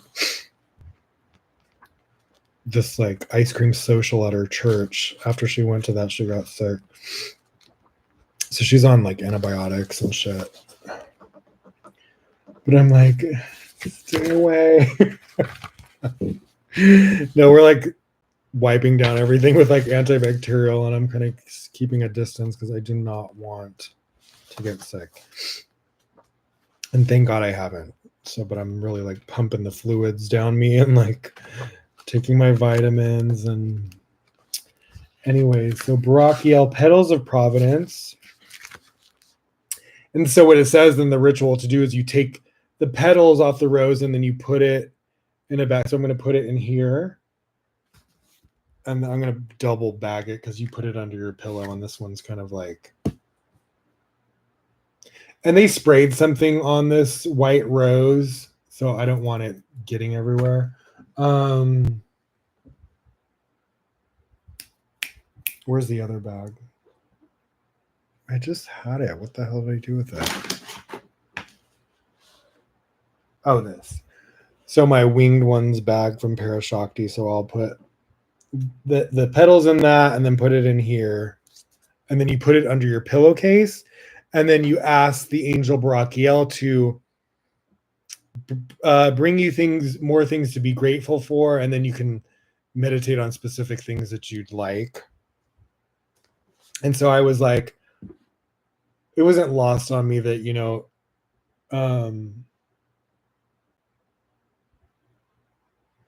that it kind of like was corresponding with like my soulmate and music, and those are the two of the most important things in my soulmate is my number one. Music is very important to me. So of course I'm going to meditate on love and music and abundance and healing and you know, let Barachiel do her thing. So let's read about Barachiel and we will do the ritual right here. So Barachiel 43.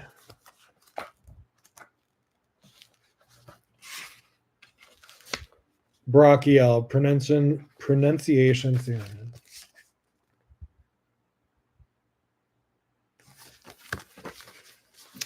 Barachiel, pronunciation, Barachiel.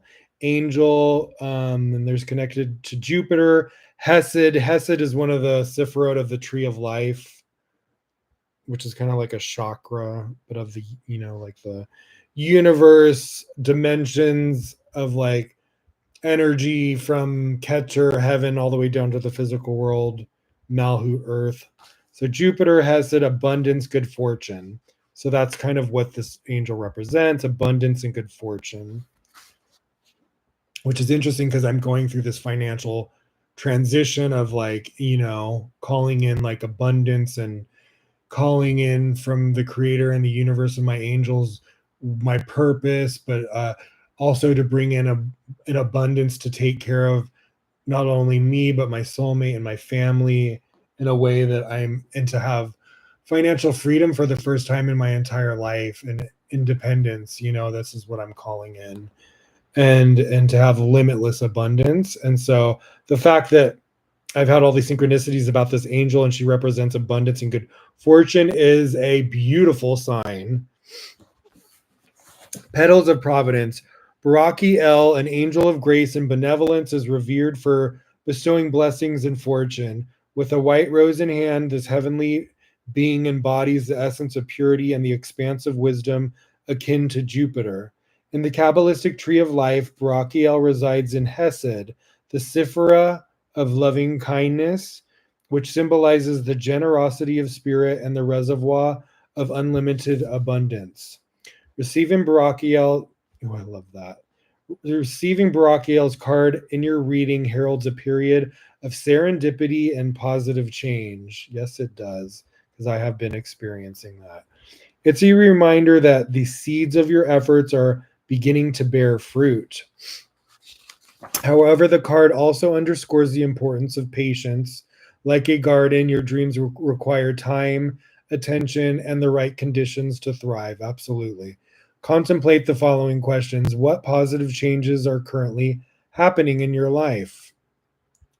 How can you practice patience and have faith in the timing of your efforts? What can you do to recognize and encourage the development and possibilities around you? So, what positive changes are currently happening in my life are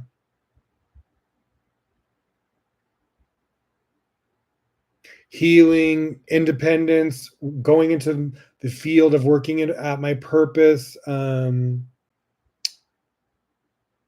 know, being healthy, overcoming fear, staying high vibration, becoming, independently, reaching, I'm really just shooting for the stars of reaching for financial independence and to be able to be a provider for my family and my soulmate and myself. Um, I'm learning to be more patient, less reactive, to be more of a better listener, tuned into like spirit, um, be like, motivated, push through my fears, push through any like pain, to like, reach all my goals and responsibilities, to learn also how to let go and rest and surrender. All right. How can you practice patience and have faith in the timing of your efforts? To be more instinctual, and like I said, how I was you saying, the older I get, the more I'm able at like seeing like where my energy needs to be at any given time. It's like getting into like a rhythm with like your internal GPS system, with spirit, with your soulmate, with your family. It's like you prioritize and you keep your ear open to what all these cooperative components and these, important people and spirits are guiding you to do. And, we're already getting to like a schedule of, natural like behaviors of like certain responsibilities call us to do things at specific times. But then there's like a divine sort of like timing or inspiration that we sometimes are guided by spirit to do, or by our true loved ones. And so just like that healthy balance of like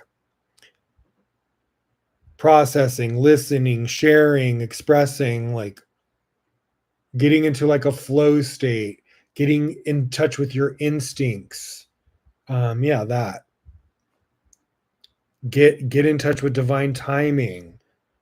You'll get synchronicities from angels too, or like letting you know, like, or your spirit guides, where you just get like clairvoyant sort of like guidance, whether it's your dream or it's like an auditory like voice in your consciousness or whatever. What can you do to recognize and encourage the development and possibilities around you?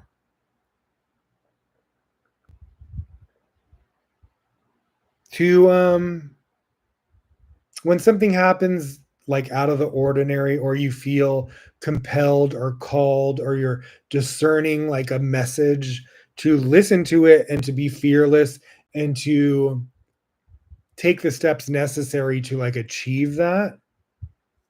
And to be able to also like ask questions, ask for help, ask for guidance, um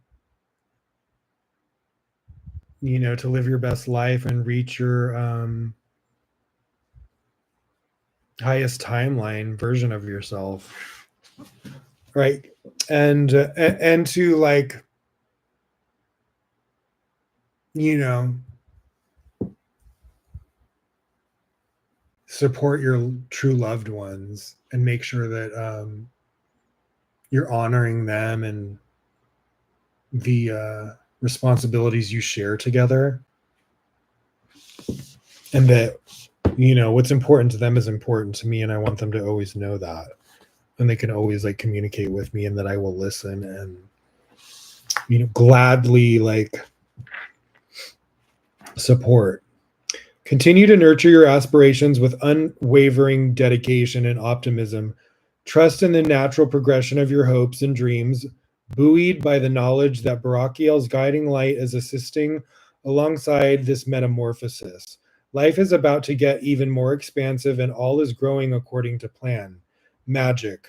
To perform this ritual, you will need a single white rose and frankincense incense. So this was an interesting thing as well, because I usually buy frankincense incense,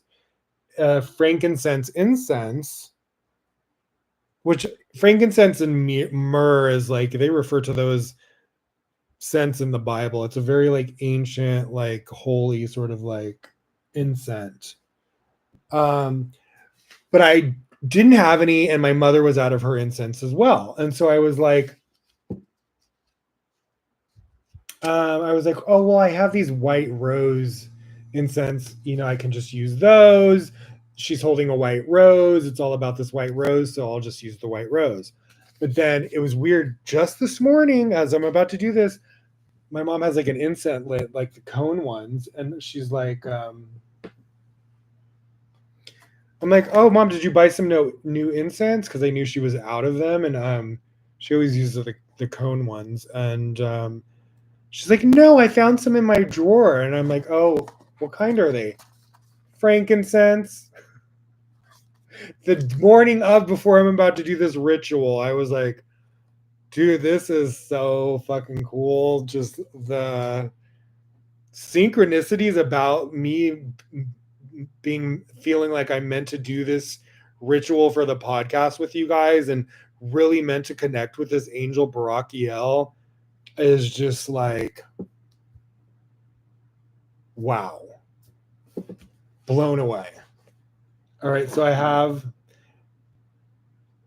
my little frankincense cone incense in a little heart-shaped dish, representing love, Love.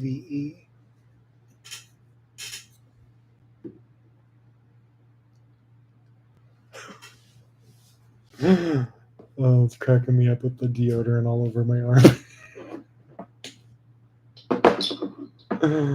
So funny. All right, let's do it. Do it. I'm gonna light my little lotus candle.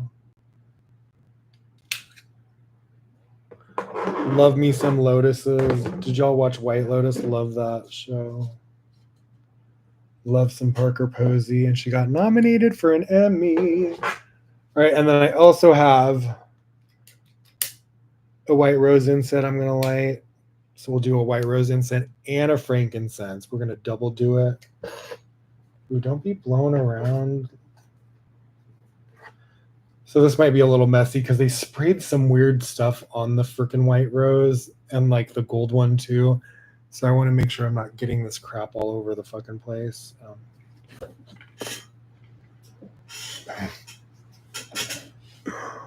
As I burn my incense box. Blow out the incense, David. All right, let's light the frankincense.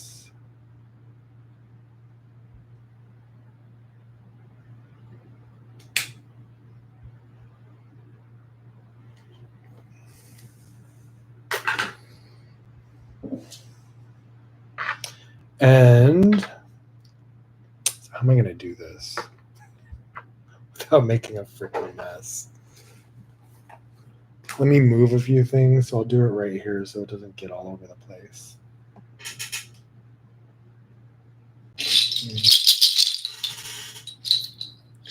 Let's move that.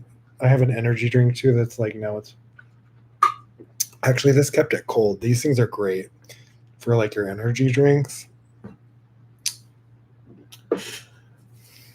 My little Merkaba selenite.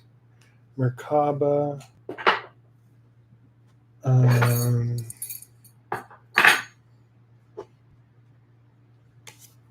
Okay.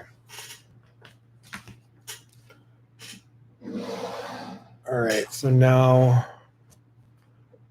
bring the white rose over here. And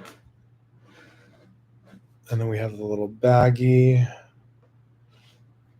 Maybe I should put like a paper towel down.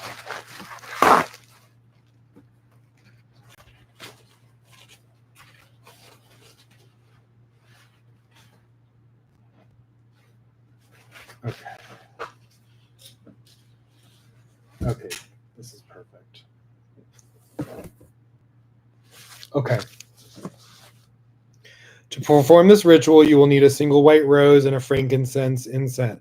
First, light the incense and invite Barakiel into your presence. All right, let's invite her. Barakiel, Barakiel, Barakiel. We call upon you, beautiful angel.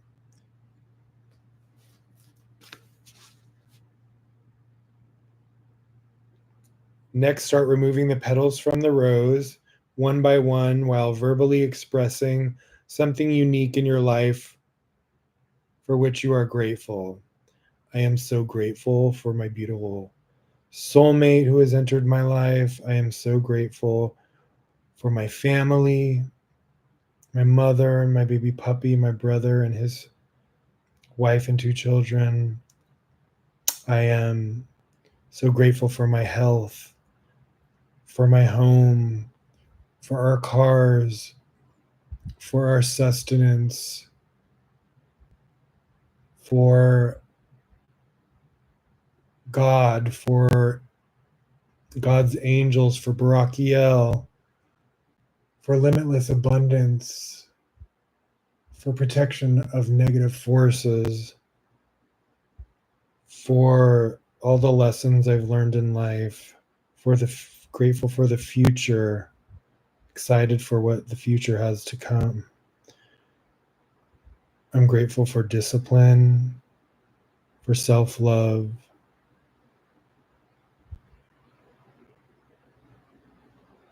grateful for life, for divine inspiration, creativity, for love, for passion, for intimacy, for my soulmate, for my soulmate, for my soulmate, and our future. More than anything,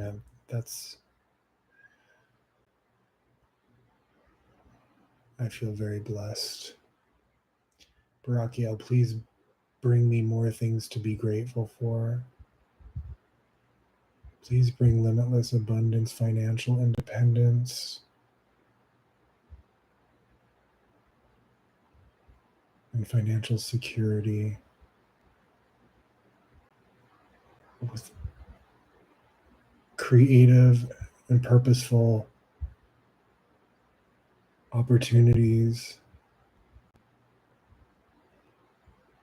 to be able to take care of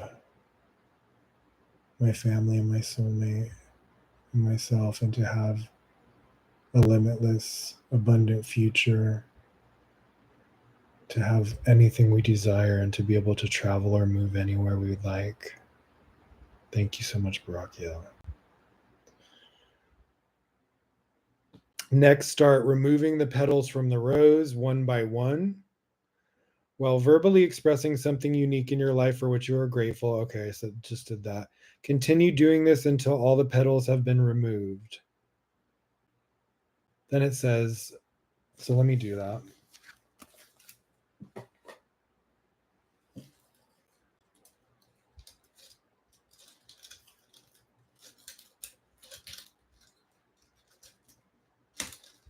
All right, so I just took the whole rose off, and I'm just going to take all the petals off one by one.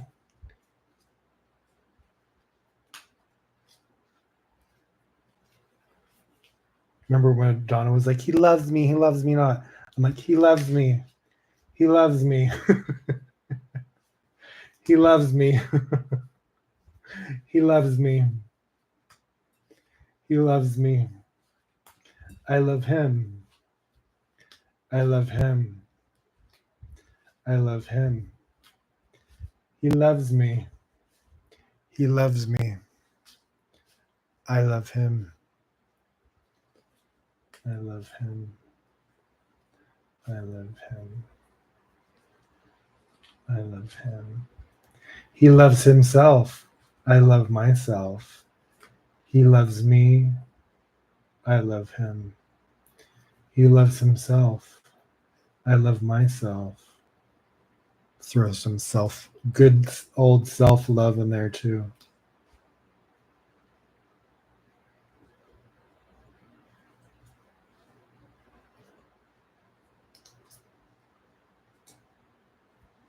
That's what it looks like on the inside. Are those seeds? All right, and then it says to, once you peel all the petals, where's the book? And then it says, afterward, gather the petals and place them in a pouch under your pillowcase. Each night before bed, ask Barakiel to bless your life with more things to be grateful for. Once your requests have been fulfilled, once your requests have been fulfilled, transfer the petals to a vessel on your altar to symbolize gratitude for the favors bestowed upon you. So once these things that, I prayed for manifest, then we'll take the flowers out from under, petals from under my pillow and the pouch, and I'll put them in like a little bottle on my altar.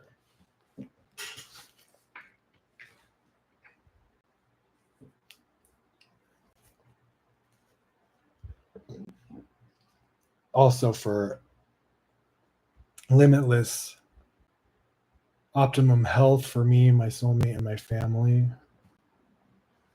eternally. All right, putting the petals in here.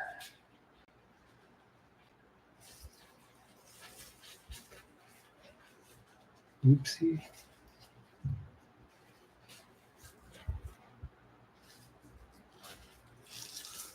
This was like the perfect bag to put them in. It looks pretty.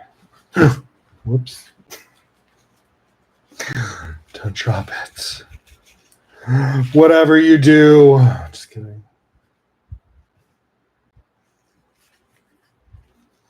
Okay, see, look how cute. Boop.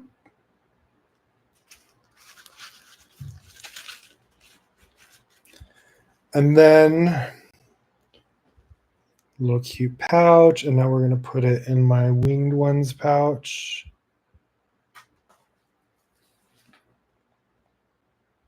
Yeah, so once your requests have been fulfilled, transfer the petals to a vessel on your altar to symbolize gratitude for the favors bestowed upon you.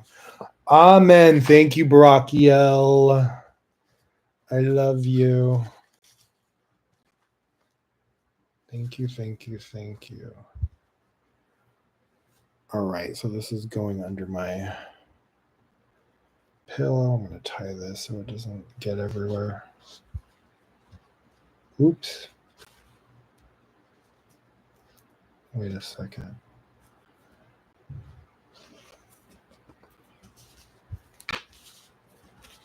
Okay, here we go.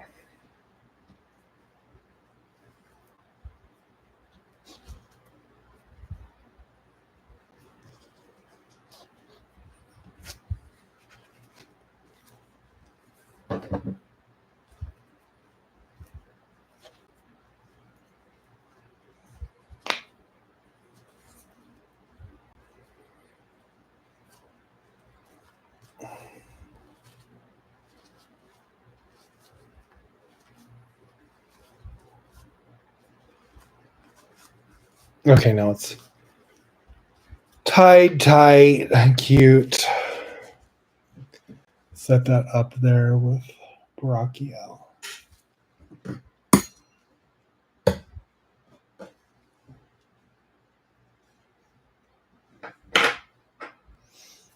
Okay, that was fun.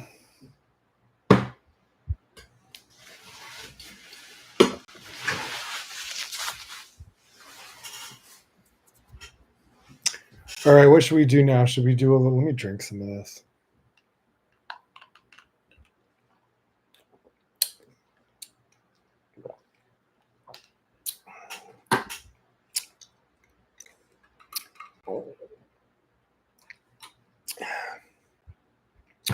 Oh yeah, so I was going to do a Mother Mary oracle reading as well.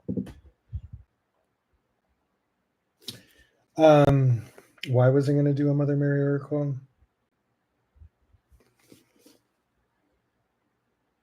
Oh, because today I was getting all this, or today and yesterday, all this, see that stuff on those petals is all over the place. Yeah, I knew that was going to happen. Yuck. I don't know why they sprayed that crap on the rose. I don't know if it's to make it last longer or preserve it or what. Where is my trash? Hold on. It's like this like weird like fuzzy shit they sprayed on it that like flakes off. Looks like white little pieces of like, I don't even know what it looks like. It looks like hair. It's gross. Okay. Sorry. Yeah, so you know that movie The Cell, when Jennifer Lopez like goes in there and then she's like, you know, she goes after the killer in like his consciousness when he's like the monster, and she turns into like Mother Mary in that dream state. So I was like, you know what? Let's do a Mother Mary oracle reading. And then I'll read some of the notes from that I took that I loved from the Invisible Influence, and then we'll do a little bit of a Bible study. And if we have enough time, I'll do maybe like my first tarot reading with this new tarot deck, and we can look up what each card means. We'll follow one of the layouts from this book, and then we'll look up from this book what the cards mean. Well, let's do a quick little Mother Mary oracle. This was a last minute decision today when I was using all the photography from The Cell, and I was using some of the pictures to tell a story about healing the inner child, even though it's like in that movie, it's like she's healing the inner child of even that murderer. And that's part of, you know, I was listening to different consciousness about the new moon of Leo, and some of the astrologers I listen to who are very smart were saying that, you know, this new moon is about inner child work. So I was like, oh, this is perfect theme. And so I was like, you know what? I feel like Mother Mary is specifically coming through right now for a reason. Let's incorporate a mother. See, that's the thing too. You have to listen to the muses. When spirit, you know, will come through, certain spirits, certain decks, you have to listen to your like muses, to your divine inspiration. If you feel like even that thing with Brachiel and Queen Herby, and you have to look for the synchronicities and the coincidences and see what spirit is guiding you to do. And the more you listen, the more spirit communicates with you because you're paying attention. And then not only that, you learn how to be like a messenger for other people. And when you do that and you step into that role, then that's when spirit really shows up consistently for you.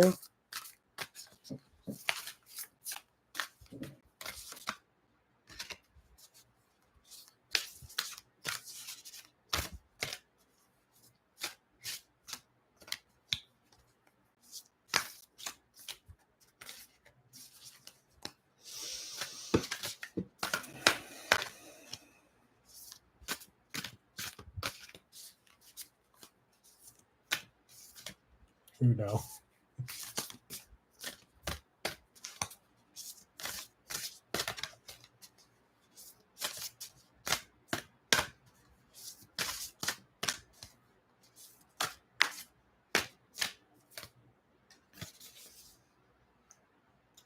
Okay, we got Our Lady of Divine Presence.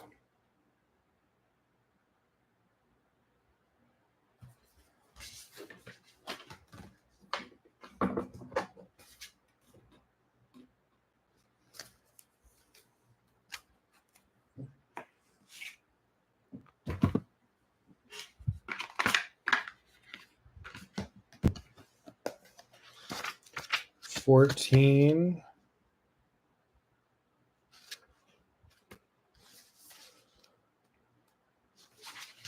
Our Lady of Divine Presence, you have been preparing to receive me, opening your heart and clearing away past shame and doubt.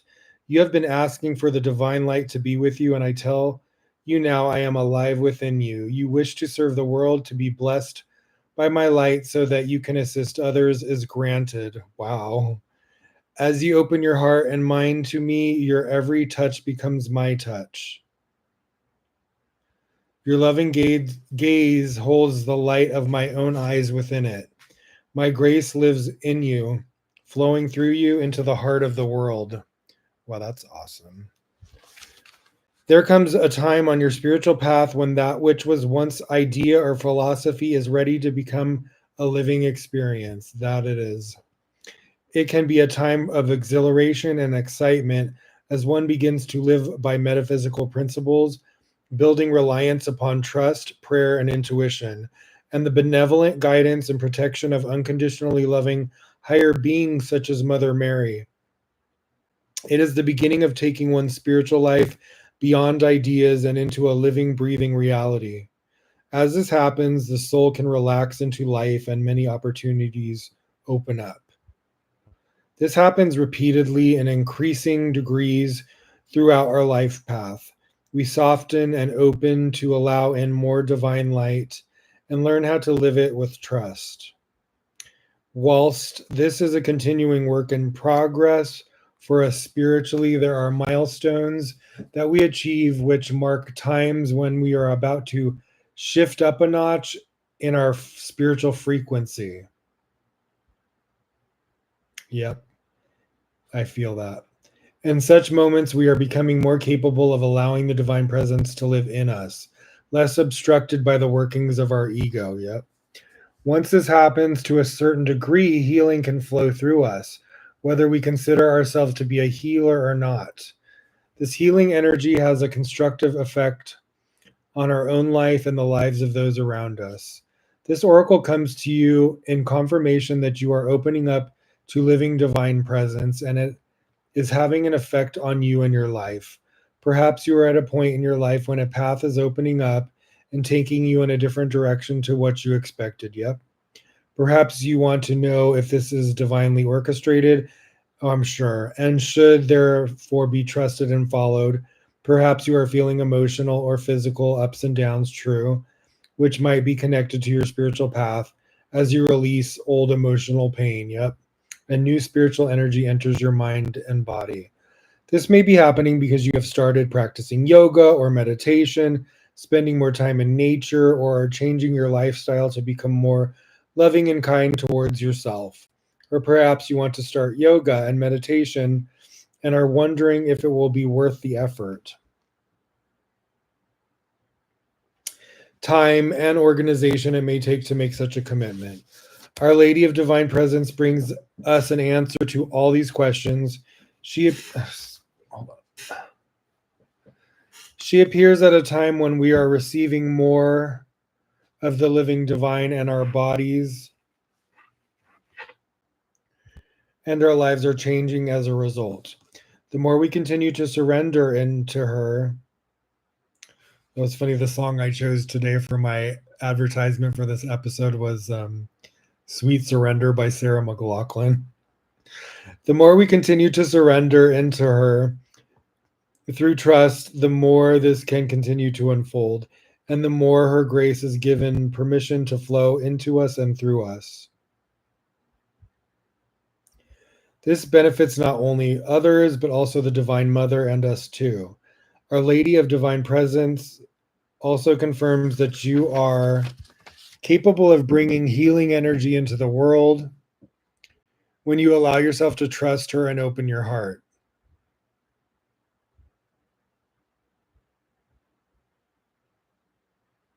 It just flows. If you are considering embarking upon a career as a healer, yep, or deepening your healing practice to bring in other modalities such as energetic healing, you are acknowledged as having the ability to do this and divine support in doing so. Thank you. I agree. If you are, I agree that I have the abilities, but I thank you for the support in doing so. If you are going through a healing process and feeling emotional intensity at times, yes, she guides you to stay with your process and let the body shed old emotional pain to become more free. She confirms that the life changes that are happening for you or will be happening soon are a result of your spiritual growth and are to be trusted and accepted. Okay. Finally, if you have been connecting with guidance and wondering if it is genuine guidance, you are encouraged to continually pray for guidance. Okay. That is based in unconditional love and to trust that, yes, you can consciously receive such guidance. Tune into your heart and trust. Healing process and affirmation. Choose your eyes and focus on your breath.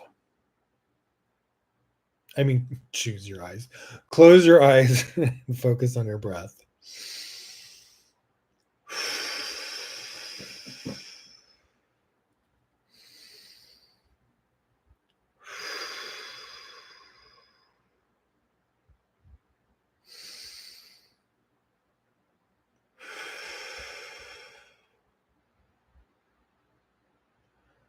Mother Mary, Mother Mary, Mother Mary.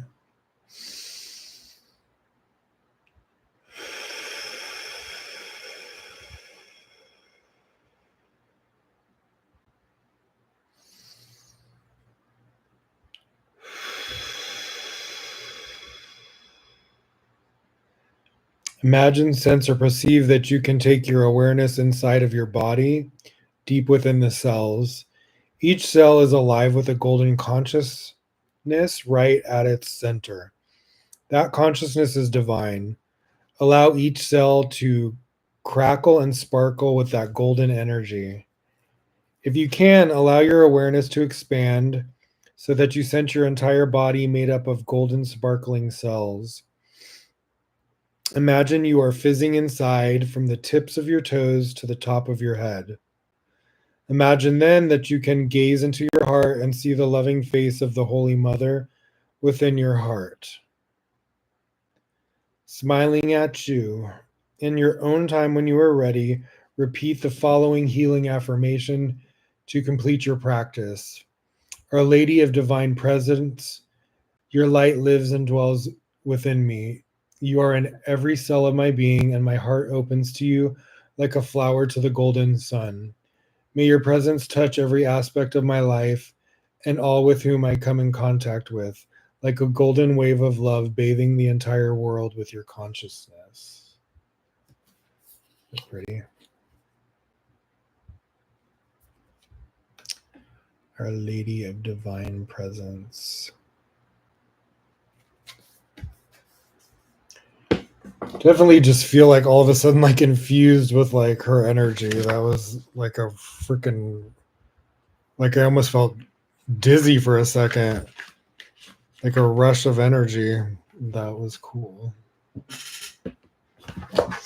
Okay, where's the... All right, let's study a little about the Bible portion on that note. So right now we're in the book of Numbers and the chapter Matot, which in the Zohar, there's only one chapter in the Zohar, which usually there's a lot more chapters in the portion of the week in the Zohar. But we will study a little bit. And then next week is Vayetkanam, which that was the one I was using more Zohar portions for. Like I used one today about love. And then there was a quote like in the promotion for this. And then I used one the other day, which was referring to like King David and poetry and bones. Um,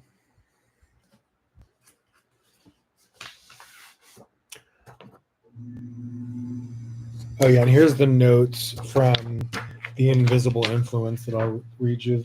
Some of my favorite parts that it was talking about in the book. We'll do the Bible stuff first.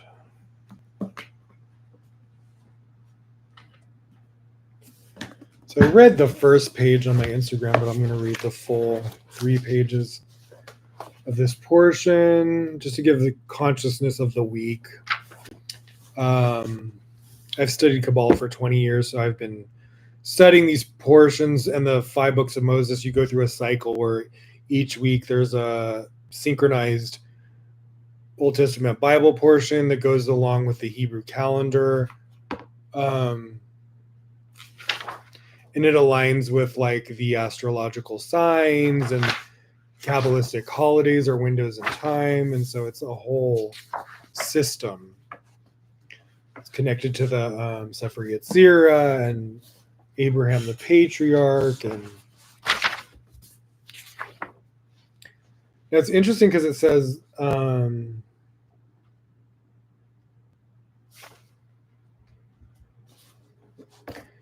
Matot, and then it says Maseh. So I think sometimes these are together, but it's weird then when you go on the app, it's just talking about Matot, or in the Zohar, it only has Matot.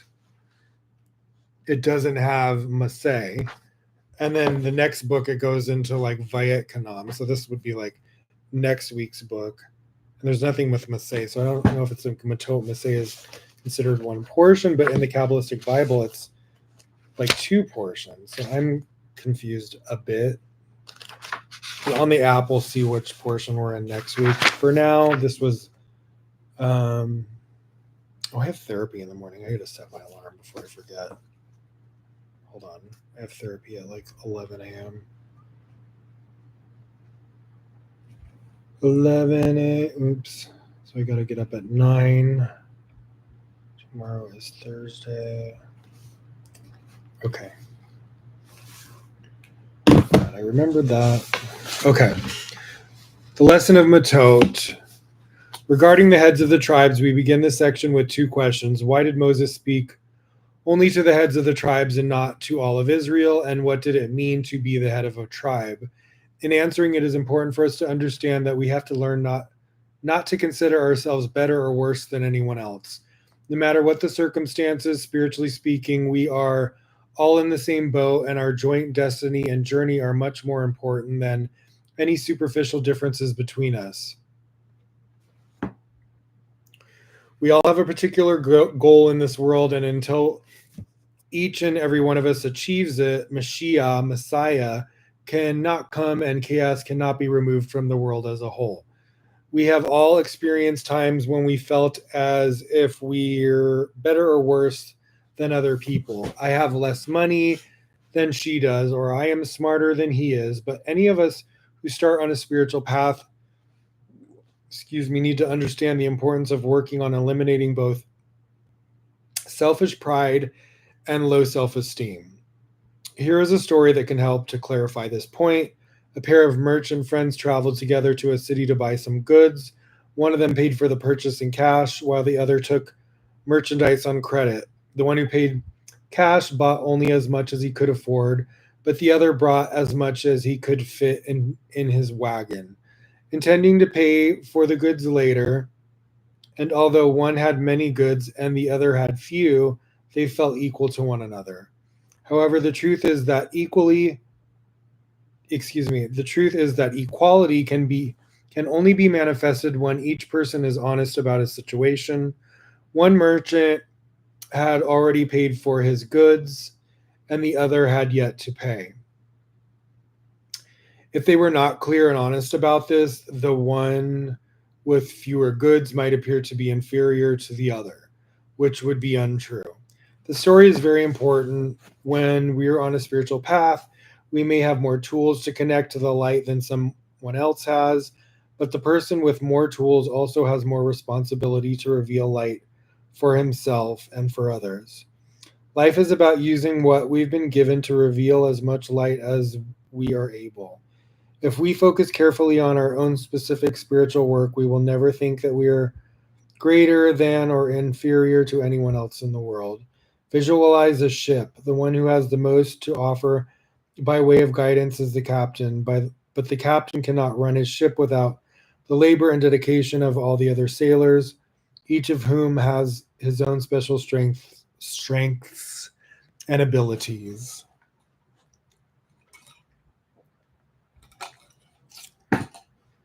The smooth running of the craft requires everyone's cooperation and, more importantly, everyone's dedication to follow the correct route. Regarding vows, there is so much to say about vows that this topic is in itself could be the subject of a book. The most important principle concerns how closely we must watch what we say. This is shown very clearly in the story of Rachel and Jacob. Jacob said that whoever had stolen Laban's idols would not be allowed to live. But he didn't know at the time that it was his beloved Rachel who had taken them. Genesis 31:34. Yet once Jacob had spoken the words, the fulfillment of his prediction became inevitable, and Rachel died, giving birth to Benjamin. Genesis 35:18. Once a person who was close to Rav Brandwein told him, "No matter what, I will be with you after the next Passover." Rav Brandwein passed away on Kol HaMoed, the weekdays of the festival of Passover that same year. And on Shavuot, the rabbi's friend passed away as well. It is clear to us that we do not have the power to predict what we or others will do in the future because unforeseen events can always occur. Thus, it is fruitless to make vows and always better to simply reassure others that we will try to provide what they need. Watching our speech is important because every word we speak has great power for either good or harm. So we can ask ourselves, what is the real use of a vow? According to the sages, the answer lies in the fact that it is easy for people to speak, but when it comes to action, most people do very little. A vow gives us the opportunity to inject the power of action into our speech. The vow gives us an inalienable desire to act. But there are people who use this power of a vow in a negative way. Instead of using the power to help complete their spiritual work, they use it to escape responsibility. Once a store owner from a small town came to the big city to buy merchandise. He went to see his regular wholesaler and ordered all the merchandise that he needed. When he was presented with the bill, the store owner asked if he could pay later since he didn't have enough money at the moment. He promised he would pay the entire debt the next time he came to the city. The wholesaler said to him, "No, I can't give you the merchandise if you can't pay. I've checked and found out that you've taken merchandise in the past and promised to pay for it, but you never kept your promise, so I can't trust you."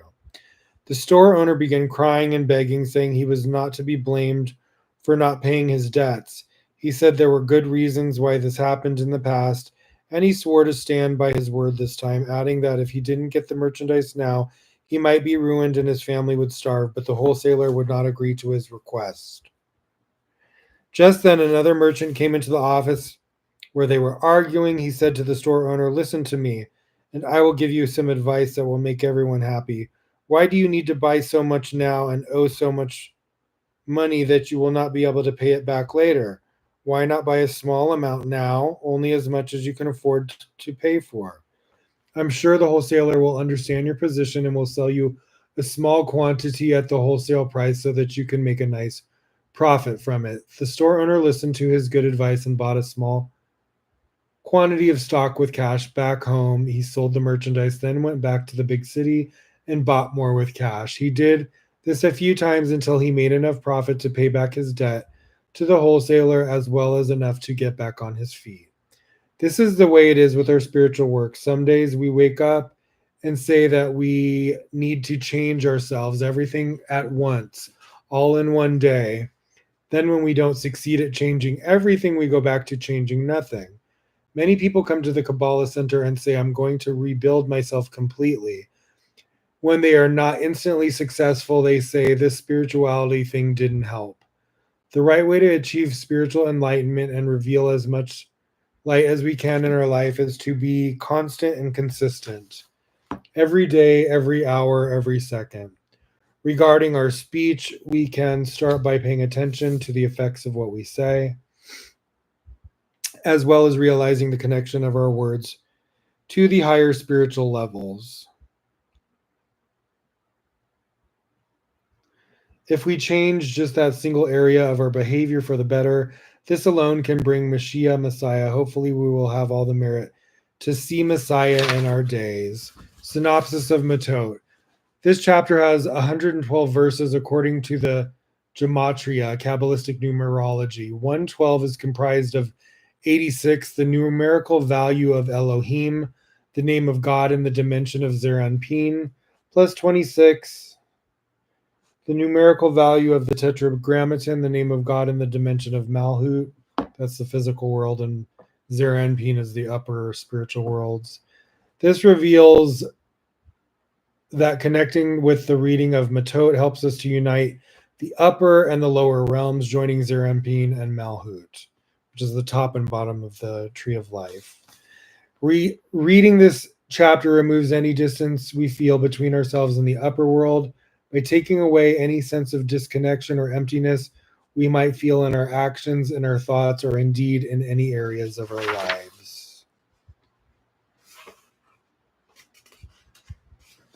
Okay, that is that. Just a little consciousness for this week's Kabbalistic Bible portion. Now, here I'm going to read you some of the notes from the Invisible Influence book. So it's talking about Pythagoras. Let's Google Pythagoras. Pythagoras. Ancient Greek philosopher.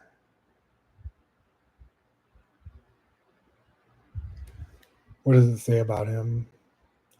Let's read his Wikipedia. Pythagoras of Samos, born around 570 BC, was a Greek philosopher, mathematician, and mystic who lived during the rise of Greek philosophy. He's best known for the Pythagorean theorem, a geometric formula that relates the sides of a right triangle. However, his contributions extended beyond mathematics, influencing astronomy, music, and philosophy.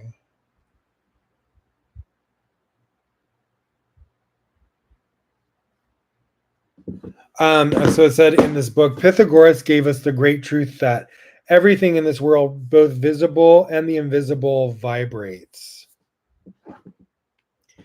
Which I shared this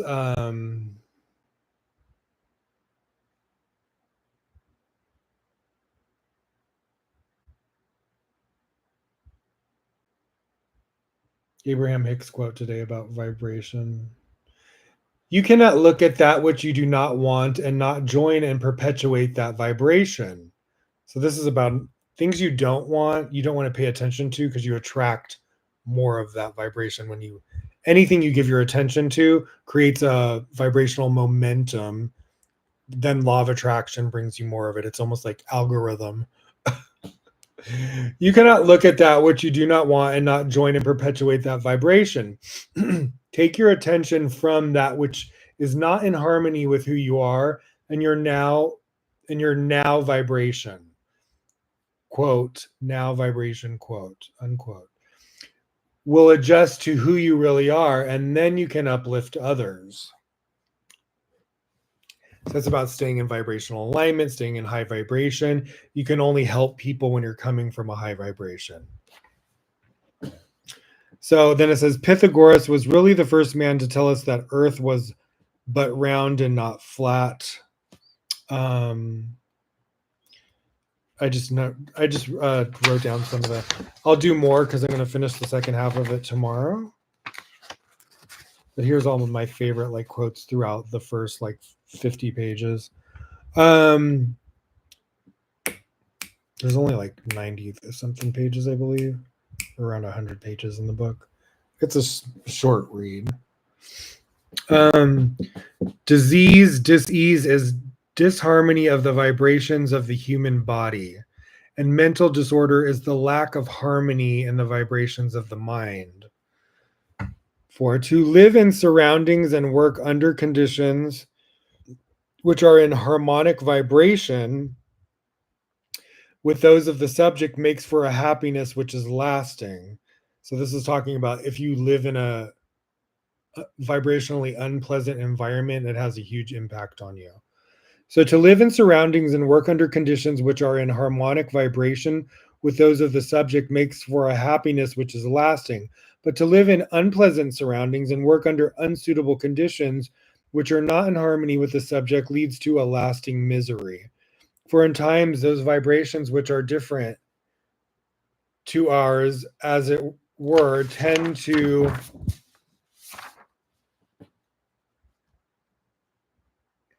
demagnetize us, and so our mind and body suffer accordingly. Number 5, this leads us to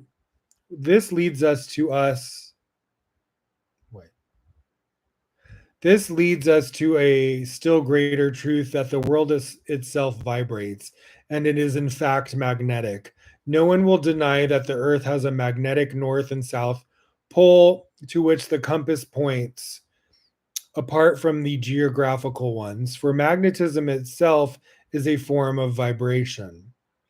Number 6, consider for one moment the simple fact that magnetic power of the Earth's surface varies from place to place, and that the human body is magnetic, as can be proven by certain scientific instruments and noted by the very vibrations with which we can detect in the fingers of each other.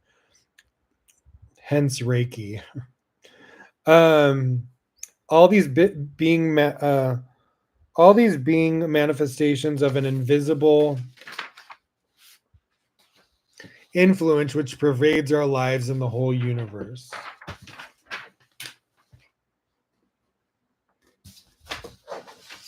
Excuse me. Oh my gosh. Don't be knocking over Mother Mary. Gosh. Let's put Mother Mary over here for now. Okay. The power of thought itself is but a vibration, and by training, the sender can make it travel in the ether. Oh, I love this one. So again, let me start over. Number 7, the power of thought itself is but a vibration, and by training, the sender can make it travel in the ether any distance whatsoever by pure mental determining. Mind manifests itself through various grades of fineness produced by vibration. Interesting, right? So you can send your vibration or your through the ether at any distance by pure mental determination. You realize that thought reading or mental telepathy is only developed by the sixth sense. Let's see that again. You realize that thought reading or mental telepathy is only developed by the sixth sense of what we might call faith. That by the evidence of things created, we understand that the invisible mind brought the same into actual form, and for the edification and made a reality to our consciousness on this level. It will manifest to the conscious mind when separated from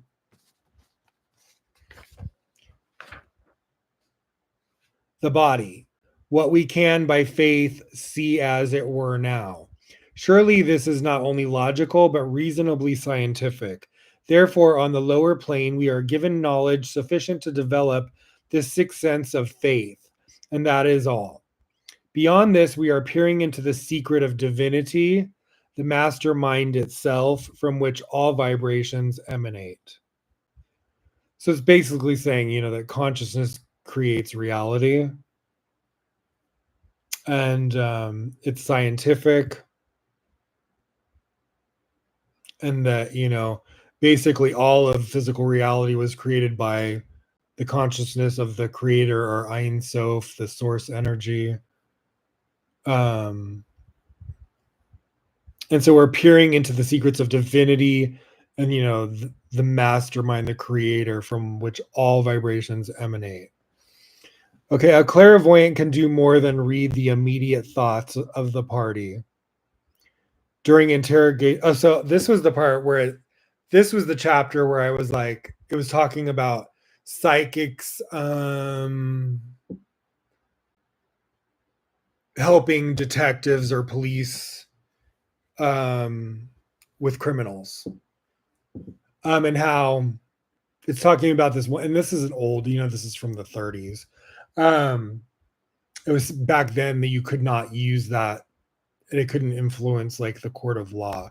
So even if like a psychic medium could speak with a criminal and determine, like, go into their consciousness to see if they did said crime, they couldn't, the police officer couldn't use it, in court as evidence, but it could still reveal something to the police of whether the person was really guilty or not. Whether they could use it to prosecute them was another story. Now, I believe I was watching, I read Tyler Henry's first book. I have his first book and his second audiobook. And then he has two series on Netflix. His first series I really liked because it was more like about his personal life. The second one is more like him doing readings. But the first one, where it was like about his personal life, there's like scenes where he's working as like with like a detective about solving like missing persons crimes. And I've seen other psychics that do that, or other shows that you know certain they do use psychics to figure out certain cases, especially ones that were really hard to crack, which is really interesting. So this is what it says about this here. A clairvoyant can do more than read the immediate thoughts of the party during interrogation, and actually form a picture of the scene of the crime from the picture which is unconsciously reformed in the mind of the criminal. This is fascinating because I want to study like Akashic records, which is like a similar sort of like thing where you can go into like past lifetimes of like a person and shit like that, or things in this lifetime. So I'm going to get a book about this, and I'm going to look into some sort of maybe like training in that field. All right, The Cell. So then I wrote The Cell, Jennifer Lopez and Vince Vaughn, because I was like, as I was reading this part, that came into my mind, that movie, because that's what she does. She goes into the mind of this criminal to solve this case and save these women that he has locked up somewhere before they die. And it's interesting because you see that she has this like physical purpose as being a psychotherapist and working with these detectives to solve these crimes.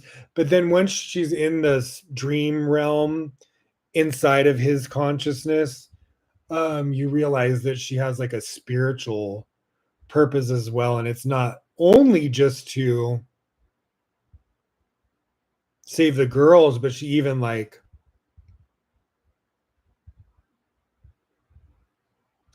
heals the killer's like inner child, and kind of like battles the devil side of him, so to speak. Really great movie. You're gonna love it. I mean, it's a little creepy. So if you can't handle like creepy shit like Brad Pitt's Seven, like, you probably won't like this. But if you like shit like this, it's great. And I think it's even better than Seven because it has that sort of dream realm, and it was like, oh my god, the way they do the dream realm, it's like fucking like brilliant. And it's really like suspenseful and like, it's great. Okay, clairvoyance is the perception of things distant, either in time or in space, with complete mastery of time and of space, so that time and space for the time being do not in fact exist. Love that. So yeah, clairvoyance is kind of like beyond time and space. It's like accessing, information in the astral realm or the Akashic realm or the Akashic field. Okay.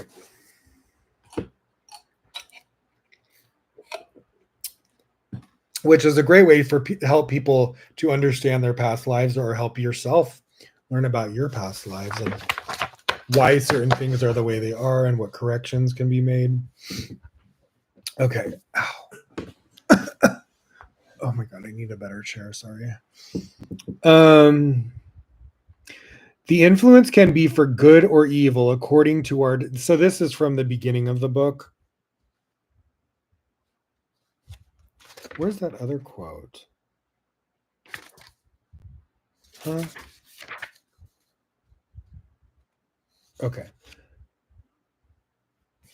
The influence can be for good or evil according to our desire.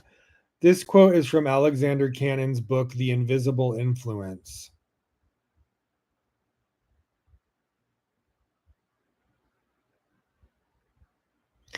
Okay, so it's, let me read the quote again. The influence can be for good or evil according to our desire. So I was talking about this, how, we all have the evil inclination and good inclination. There are negative forces and positive forces in the world that are always at any given time channeling through us, channeling through vessels. It could be a child, a cat, a human being, a bird. Now, this is something I learned over the years, and I was talking about this, having like a high spiritual ranking in this world. As I got older, I understood that about myself. I had lots of revelations leading me to understand that. And then it made sense to me as why, when I was young and in my adulthood, I was always targeted by the negative side. Extremely, extremely targeted. And I would have these very strange experiences where I could tell there were negative forces channeling through weak, vulnerable people to attack me, through children. Like one time I was at this movie and it was like about possession. It was with Kate Hudson, and it was like about voodoo. I think it's called The Skeleton Key. And I went to the movie theater by myself. I think it was like at Texas Station in Las Vegas, Nevada, which they got rid of that casino. And I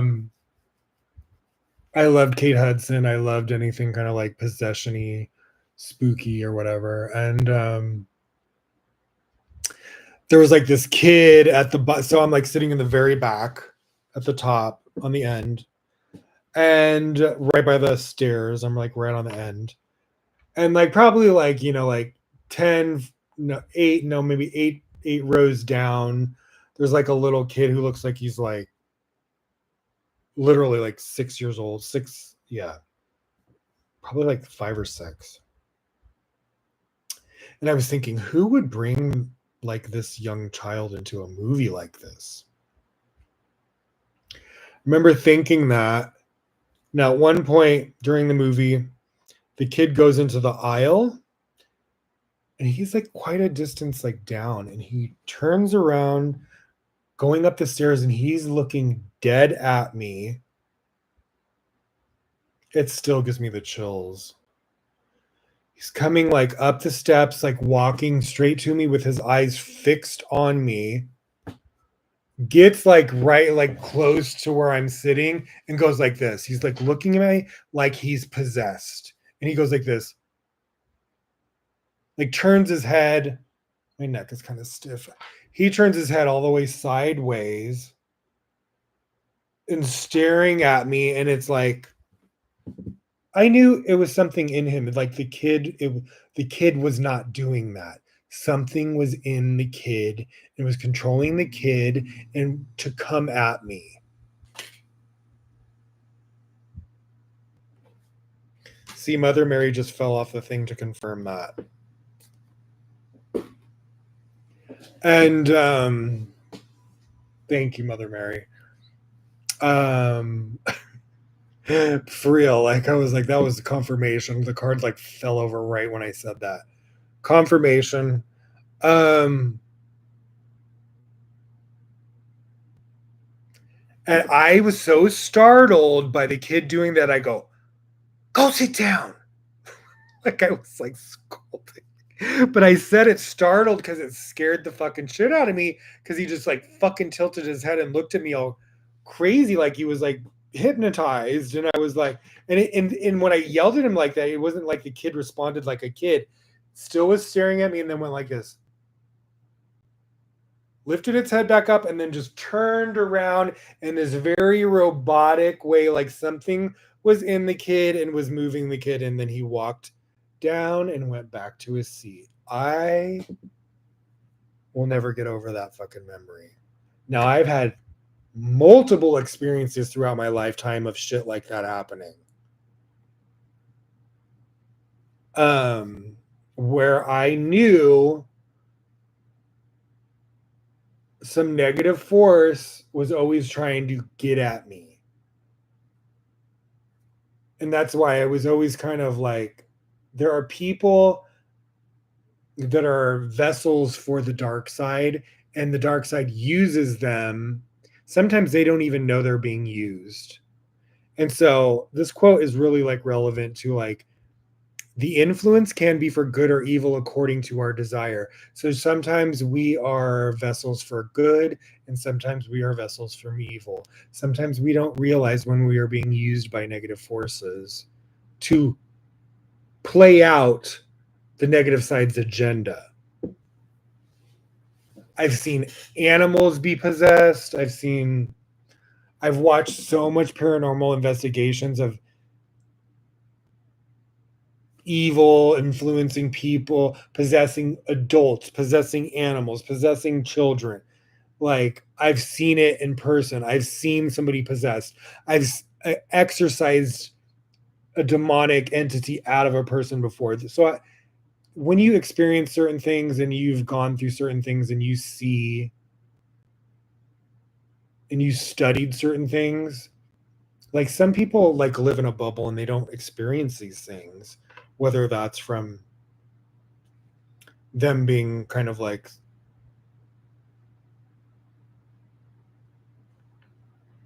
sheltered is a good word. And so a lot of times those people are the biggest skeptics because they've never personally experienced things. Now, somebody who's gone through like homelessness, I was exposed to environments where there's a lot of like negative entities and people that are possessed. So I was able to see in environments how powerful the evil and dark side really is and how people are like, used and all that. And so a lot of those experiences that I went through were great for teaching me about spirit, good and bad, and just like how to deal with it, how it works, and it's sometimes when you're not exposed to things like that, you're never going to know. So that's why sometimes, like, even though I've been through a lot of scary, challenging things, I'm grateful for a lot of the things I've learned that are to my benefit now that I would not have known had I not gone through those experiences. So I'm able to be grateful for everything now because I understand there was a bigger picture to why I was going through certain things. And I have to take responsibility for, a lot of times I didn't understand and I was not strong and I was self-harming and like I didn't know how to love myself. And, you know, that's sometimes a hard pill to swallow because you don't know better. But I do my best to like heal from everything I've been through. And I believe God is doing like a bigger healing on me now and will even more so in the upcoming future because I've learned these lessons and I've transmuted and transformed and I'm more like obedient to source energy and willing to like step into my purpose and be like a vessel for light and healing. And you know, I'm just like I'm not taking my vessel or my body or my life or my soul for granted anymore like I used to, and I'm not addicted to like things that are not important. So I've changed quite a bit from all the sometimes pain and suffering will just like it's like a diamond in the rough. It's like, you know, you're a piece of coal and it just all the pressure turns you into a diamond. It's kind of like my life story. I have a song on my album called Diamond in the Rough. There are no coincidences.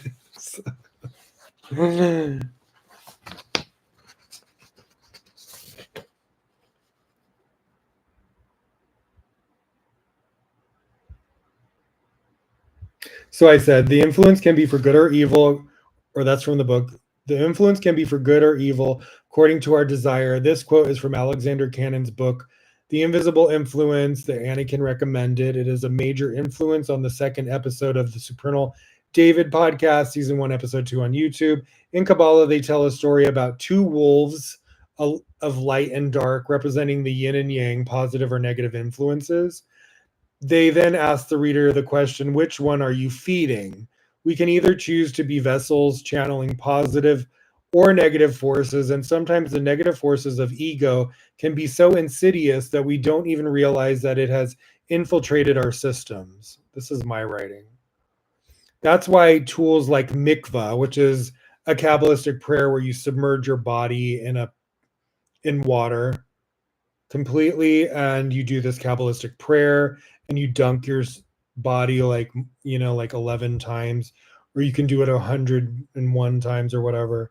And it strips away clipo or layers of spiritual negativity that has affected you even physically. So if you can, these attachments to your physical body and your soul, it will strip it. It works. I've done it. I've even had a physical reaction the first time I did it where I was like, oh, I knew it worked. So you can Google it. You can put Kabbalistic mikvah. It's Mikveh prayer. It's also in the dialing. If you want the actual Kabbalah Center prayer, you can go on your phone in the App Store if you have an iPhone and hit the Dialing God app, or you can order the book from their website, Kabbalah.com, on their online bookstore, and they'll ship it to you. But it has the mikvah prayer on the phone app. The phone, they're both very affordable. Like I think the book is like between $10 and $15, or it used to be. I don't know if it's the prices are the same, but and then the app is very affordable too. Like I think even less than the book. And I do that mikvah prayer regularly. I do it when I take a bath. Sometimes I'll light a candle and or I'll do it in a pool. Okay. So that's why tools like mikvah, smudging alongside powerful prayers or rituals. I'll use Kabbalistic prayers for banishing the remnants of evil, protection from evil eyes, spiritual cleansing. I'll use the Holy Zohar. There's prayers for removing, banishing negative forces and stuff like that. So smudging, that's why tools like mikvah, smudging alongside powerful prayers or rituals to combat negative forces, or as they call them in Kabbalah, klipot, which are attachments, like spirit, like negative spirit attachments that try to take over your vessel and like overcome your soul so they can use your, these are disembodied negative spirits that want to like suppress your soul so they can use your body in the physical world because they don't have a body. Or negative angels. They say every negative action you do or words create negative angels, and when you do positive acts or speech positive words, you create positive angels. There's even prayers in the Zohar to remove any negative angels that you have created, whether intentionally or unintentionally.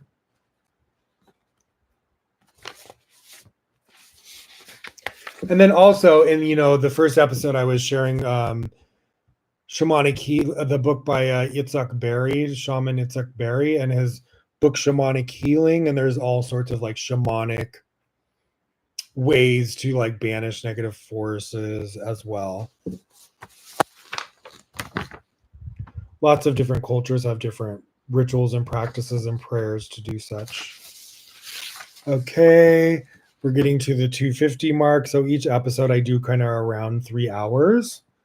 So we are going to do, I think all I have left for this episode, and then we'll do more for tomorrow's episode. Tomorrow's episode, we're going to do a new moon of Leo meditation with the Hebrew letters for the month of Leo, Kaf Tet. And the Tetragrammaton for the month of Leo, Hey Vav Yud Hey. So we'll do that tomorrow, even though the energy is coming in right now as well for the last few days. So let's do a quick little tarot reading, and then tomorrow we will read some of Matt Auryn's Psychic Art of Tarot. We'll read a little bit of that book. I'll talk a little bit more about the invisible influence and what I read in the morning. And then maybe we can do another tarot reading. Okay, so.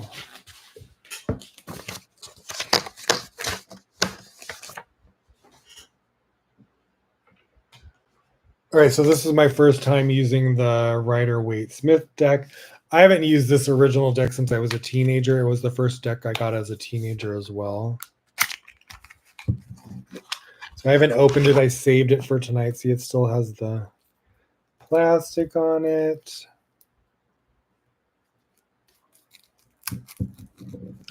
And I'll light some sage. We'll smudge it. So I know there's things where you can do to like magnetize your tarot decks to your energy, which I believe it talks about in Matt Auryn's Psychic Art of Tarot as well. I remember learning about that as like a teenager. You can also buy these little boxes, which I want to buy like a box for this deck as well. Where's my scissors? Okay, I got it.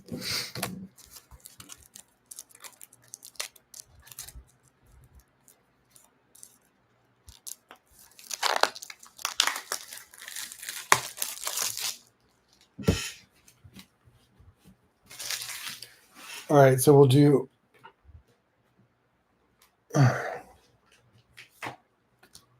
spiritual cleansing prayer.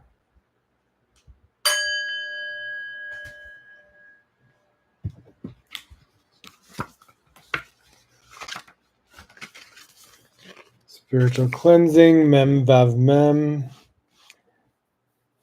Mem vav mem, right to left. Mem vav mem.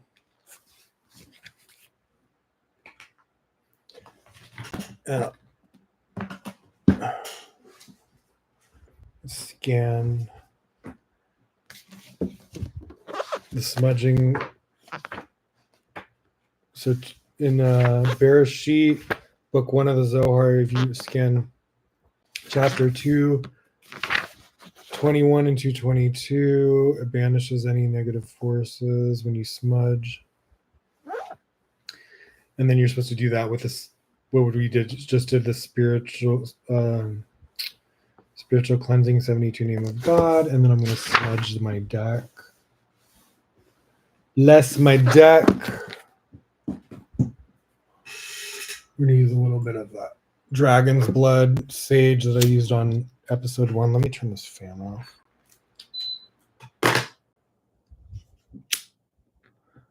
This is specifically for negative forces, which I've been noticing since I've been doing this, taking my podcast to YouTube. I'm aware that people are trying to send me evil eye. Spirit has let me know. It's let my loved ones and some of my spiritual practitioner friends know that people are trying to, and I've been aware of it because I'm psychic and I've seen who is doing what. People from my past, or certain people who don't want to see me succeed and are jealous, who don't know how to create light of their own and don't want to see me spread God's light or be successful or create abundance, have been sending negative energy not only my way but to my family and loved ones, and I will not stand for that whatsoever, and neither will my angels or the Creator. So you better watch yourself is all I'm saying, because it's going to come back tenfold for you.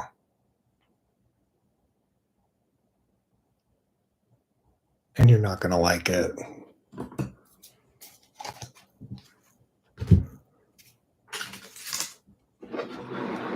Because what we don't do in David's world is we don't curse people.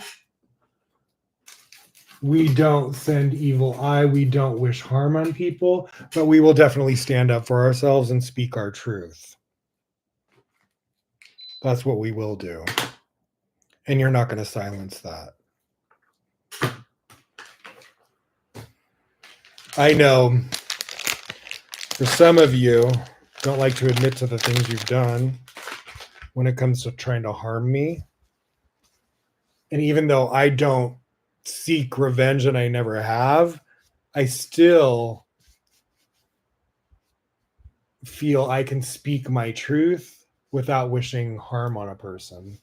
And that for somebody who has gone out of their way to like harm my either health, my well-being, my finances, my loved ones, that's completely understandable. People that have like bad intentions or are obsessed with what's going on with me, it's like, girl, like move on. Get a life.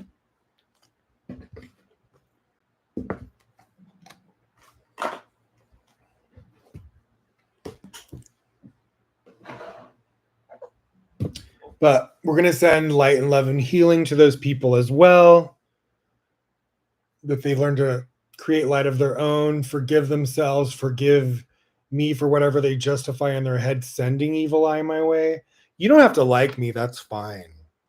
Just like I don't have to like you, but I don't wish you any harm. So if you are sending any sort of like curses or anything that's meant to harm me or my family, that is going to boomerang back to you. Like my angels and the Creator will heal, protect, and does and do, and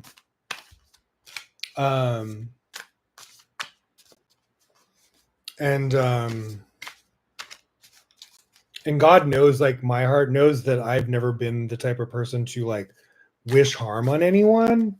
And I just have never been that type of soul or person. I just don't function like that. I don't believe in it. I never have. I was not raised to be like that. And God made that very clear to me at a very young age that you don't do that. And there's consequences for that. Maybe something I understood from other lifetimes. Who knows? But okay, I'm shuffling, but I want to pick I just want to make that very clear. That when you do shit like that, in the end, it's not going to turn out well for you when you sell your soul to the negative side like that. You're basically just cursing yourself. When you're dealing with people that are divinely connected to source energy, when you try to curse them, it turns into a blessing and boomerangs back as a curse to you. Just word to the wise, okay? There's universal laws. And you may think you get away with it, but like someone was just saying recently that sometimes you don't always get to see karma and the timing that it happens, but it never forgets. And you don't you have to let go of like wanting to see the karma for the people that did you wrong, because the karma will have its divine timing, and you just have to release any sort of retaliation or revenge to the creator. You have to understand that the creator defends you, and not focus on those people that are wishing you harm, because you don't even want to attract that energy with any sort of fear or retaliation. That's what people's problem is they don't understand law of attraction, and yet they focus on these people that don't like them, and they get in this like wheel of like obsession of, these people are doing this to me, these people are doing this to me, what are they doing, and we all do it to a certain extent, but you want to learn that it's not benefiting you to like focus on people that are haters. And then when you focus on it, you're attracting them into your vibration. And so it's like you're inviting them into your like energetic field, and that's not what you want to do. So by saying high vibration and tuning out those negative forces is how you protect yourself and keep yourself in a, your energetic field. If they're acting, when they're cursing or saying evil eye or doing things like that, that's a low vibrational energy. And if you're high vibration, you're not on the same frequency, so they have no impact on you unless you allow them through fear or focus or retaliation. Okay, so what's the layout we want to do?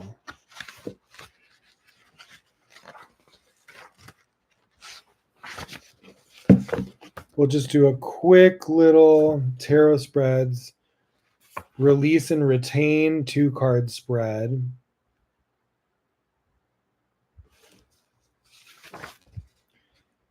Asset and hindrance. Advice from the universe. Let's do that. Advice from the universe. It's 3 cards. What you need to know, a new perspective, and action to take. Okay, I like this. Advice from the universe, 3-card spread. What you need to know is card 1, which is on the far left of you. Middle card 2, a new perspective, 3, action to take. I'm spitting on my book already. Okay, so number 1, what you need to know, something significant to focus on about the situation or topic in mind or your life in general. 2, a new perspective, what you may not be able to see, allowing you to expand the possible ways to shift the situation. 3, action to take, an actionable step to take toward a favorable outcome. This 3-card spread can be general or specific. Either set an intention around a topic that's troubling you, or simply ask the universe for general guidance when you're feeling unsure. We often become stuck in narrow thinking patterns, and this spread helps us to see the opportunities for growth that are always around us. You can consider each card individually in relation to its position. But this spread is also good for observing cards together as a narrative. What visual story might they be telling? Can you build a sentence that starts with the first card, incorporating the second, and ends with the third? Notice any elements on the cards that jump out immediately. Pay attention to the subtle ways the universe is communicating with you through the cards and their symbolism. As your day goes on, ask the universe to continue to send you messages pertaining to your spread. Observe how your situation begins to shift and expand, and record your experiences in your journal. Okay. So let's ask. What do we want to ask? I want to ask,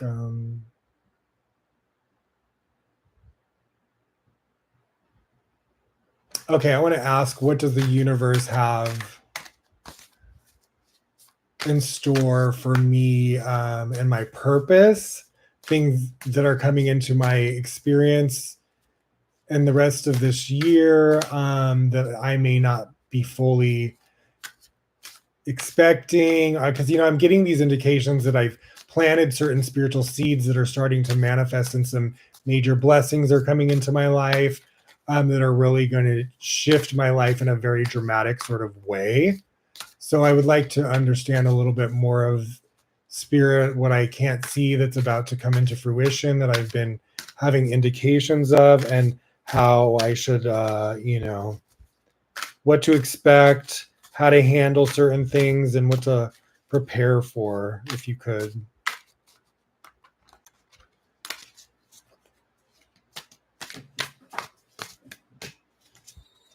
Three-card spread that we just read. Please, Spirit, make it clear which cards. And please connect this deck to me and me only. And my energy and only my angels and spirit guides of the light of the Creator. Ooh, child. I just dropped the whole freaking deck. All right, card 1. Card 2.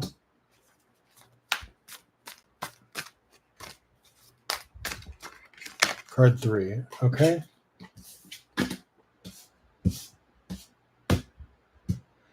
Here we got Page of Wands in reverse.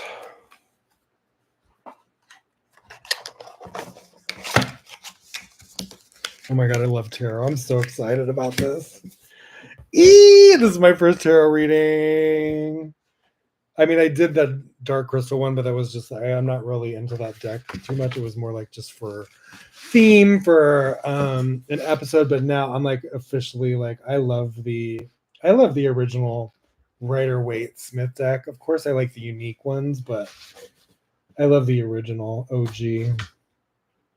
Okay. Page of Wands in reverse. So let's look this card up.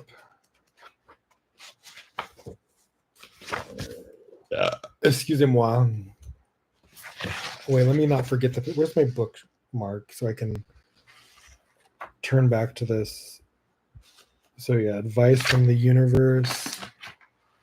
Okay. Here's my bookmark, so we'll go back to that page. So this first card, Page of Wands in reverse, what you need to know. Something significant to focus on about the situation or topic in mind or in your life in general. All right, so Page of Wands in reverse, where's that at?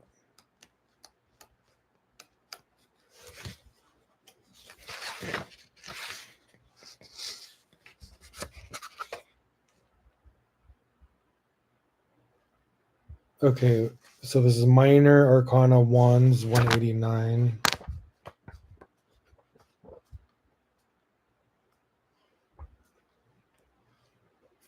Ace of Wands. Two of Wands. Page of Wands.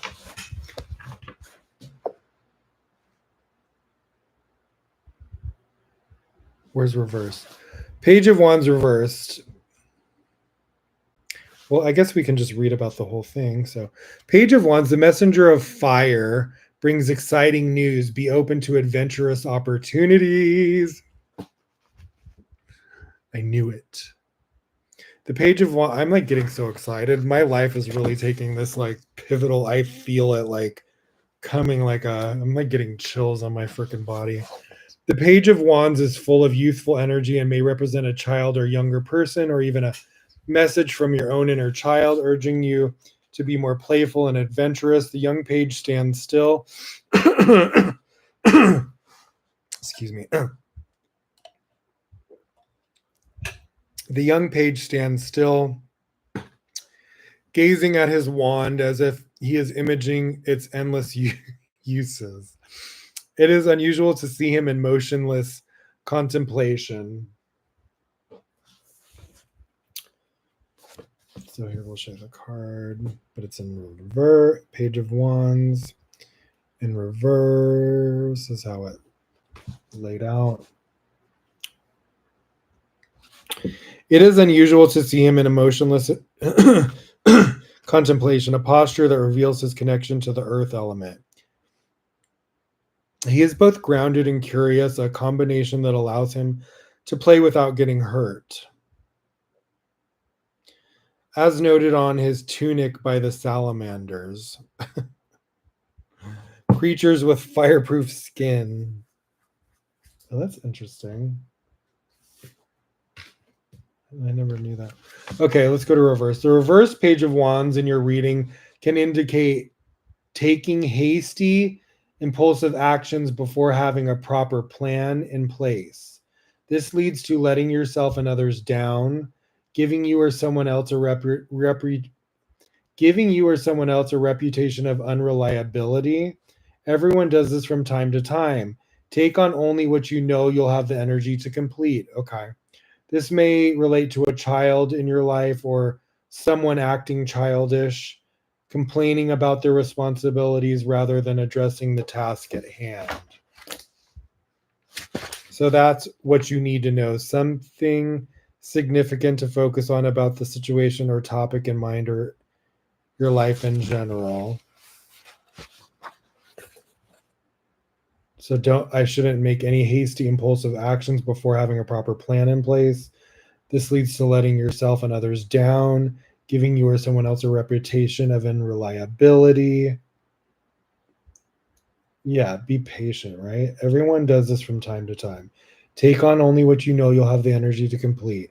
This may relate to a child in your life or someone acting childish, complaining about their responsibilities rather than addressing the task at hand. Okay. All right, so now we got this in reverse as well. Two of Swords.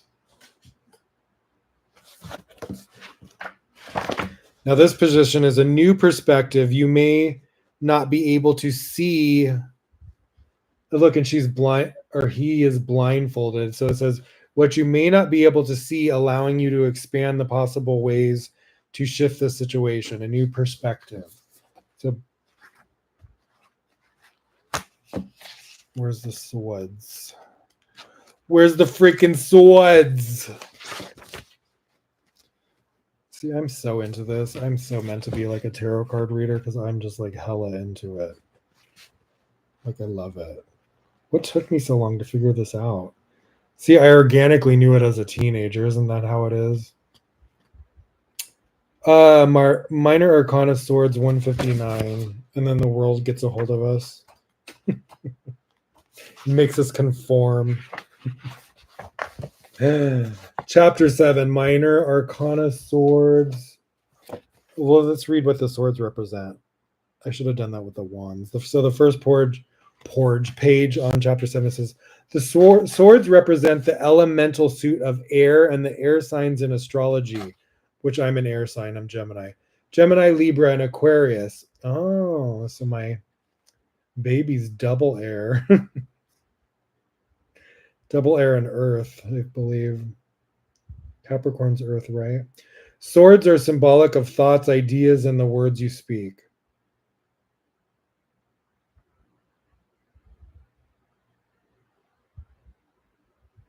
As well as written communication. Any easy way of remembering that swords are associated with communication, thoughts, and ideas is to think about the phrases sword of truth. The truth hurts, and the pen is mightier than the sword. When someone talks about you to others, it's called backstabbing. There are many examples that compare swords to various forms of communication, although many seem unpleasant. Okay.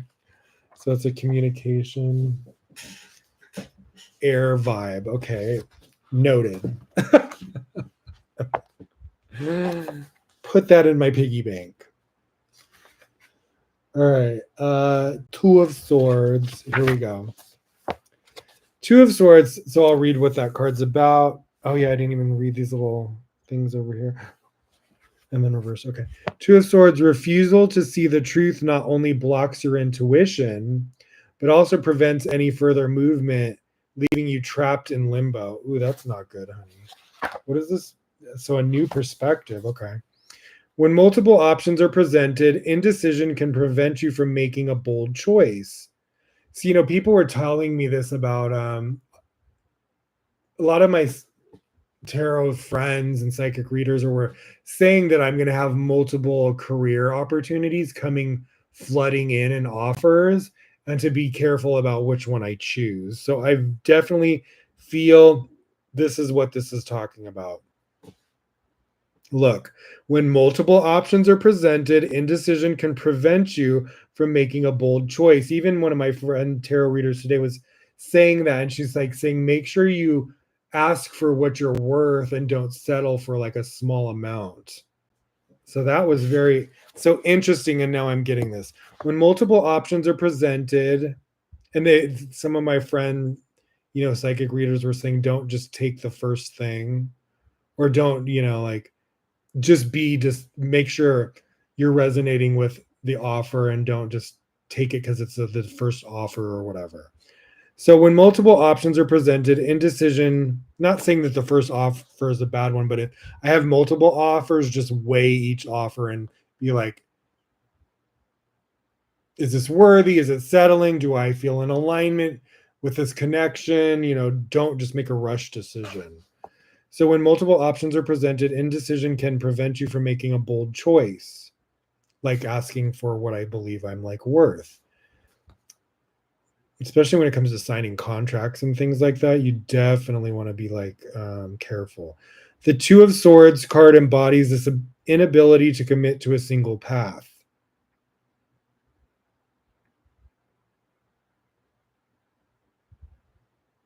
Okay. So yeah, that's a Gemini thing. Typically, they say that about Geminis that they're, but I'm a mature Gemini, and I am able to commit. On it, a blindfolded woman is forced to rely on her intuition. Oh, it is a woman. Okay.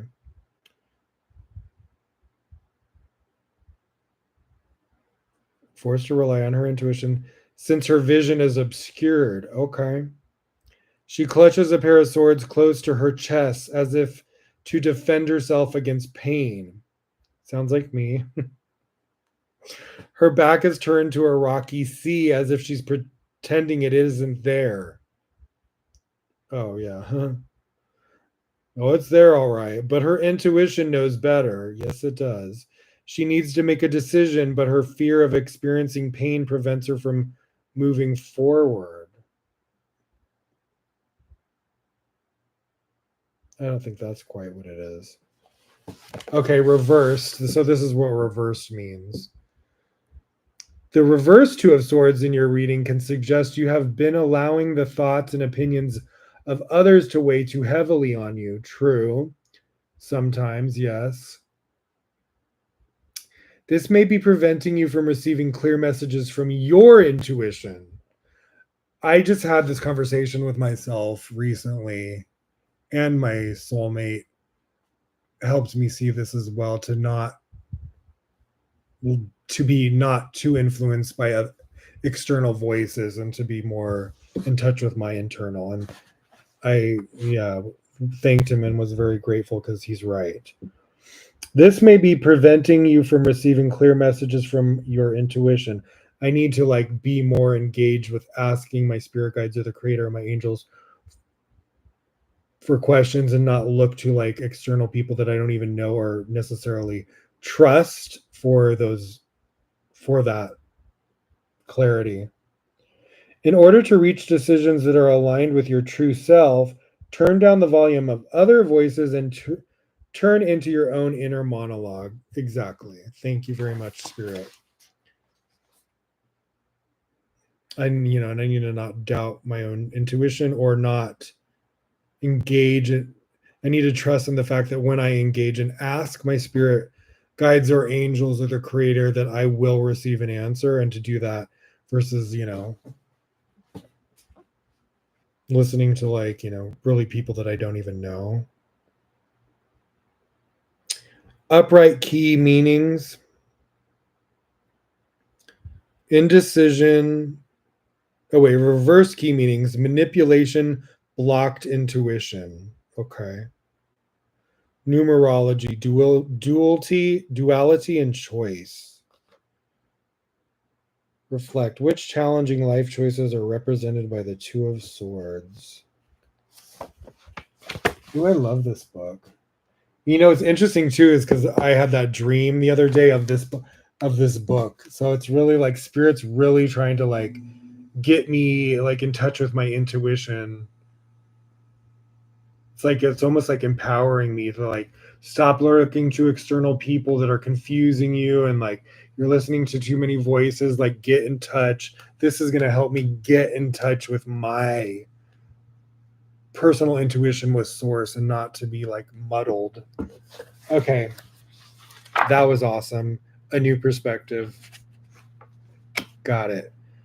3, action to take, an actionable step to take toward a favorable outcome. Ace of Swords, upright. I got.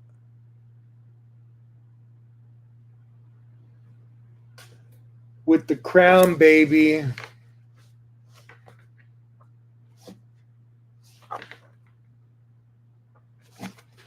So aces are, oh yeah, I already read that. Okay. Ace of Swords. This is I love this book. It's really helpful. I just like the way they did the book. It's really like well done. Okay, for like a beginner. King of Swords versus Ace was in the beginning. Okay. Okay, here we go. So this is what the card represents. Oh yeah, and so I can read all the other stuff because it's not reversed. Okay, Ace of Swords, the gift of clarity and new ideas being presented to you. Be open to receiving this gift from the divine.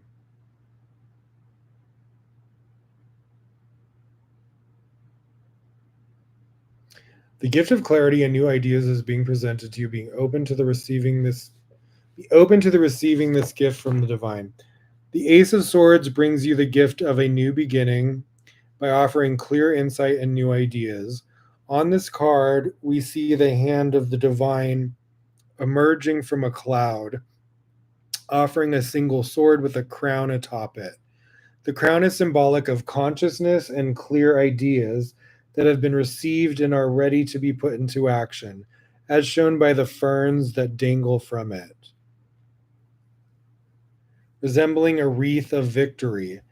Beneath the hand and sword is a mountain range, representing the ability of the higher self to see far above the ground to receive this divine insight. Upright key meanings, clarity, new ideas. General reading. Hold on. I should probably stop drinking that energy drink because I need to go to bed soon. Actually, I'm going to watch that movie first. Should I watch that before bed?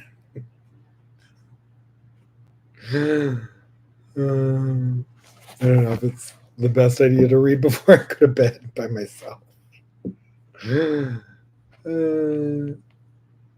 I don't watch it tonight, I'll watch it this week.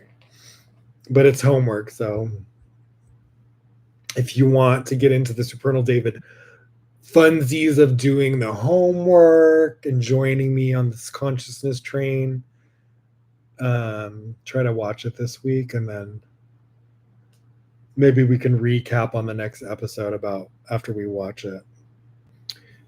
And feel free to leave comments once people start subscribing to my page. I'm totally down for you guys to like engage with me in the comments, as long as it's positive and like inspired by the content. Feel free to share your inspirations and connections and synchronicities. Okay, where the fuck am I? Okay, general reading. When the Ace of Swords appears in a spread, It points to bright ideas, mental clarity, and the instant insight needed for swift action. Okay. It may suggest that a new or emerging idea requires immediate action to come to fruition. Diving into an important conversation or a confrontation with someone will lead to a much better outcome. Okay. Well, I already have some ideas about this somewhat. This ace represents the first exciting step in the process. Okay. Trust your intuition to guide you towards the next action steps. Okay. This is an encouraging sign. Yes, it is. Okay. And I'm, please, divine, I'm ready when you are. Guide me. I'm waiting on you. I'm tuning out the peanut gallery.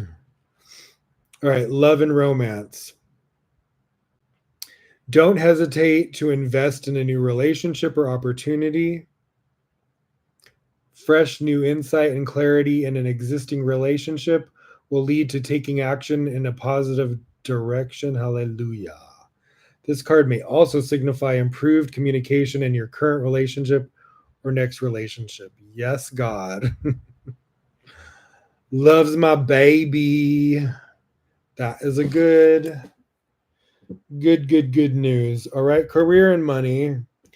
You are uncovering new ideas for increasing or expanding your business. I am. Clarity and insight on how to improve your money situation are finally emerging. Yes, they are. This is a time of new beginnings in your career that may include starting a business or earning a promotion within an existing company. Yes. Personal and spiritual. Heed the call to deepen your spiritual practice. Yes, that's what I'm doing. Or develop your psychic and intuitive gifts. Exactly what I'm doing. If you feel struck by inspiration in your personal or spiritual life, take action and don't worry about the details, okay? You will be guided towards the next steps. But to open the portal to that guidance, you must be bold and initiate action, okay? You may notice improved communication and clarity with friends and people you spend the most time with. All right. All right, that was freaking amazing. I'm so happy, and this was awesome. Thank you guys for joining me.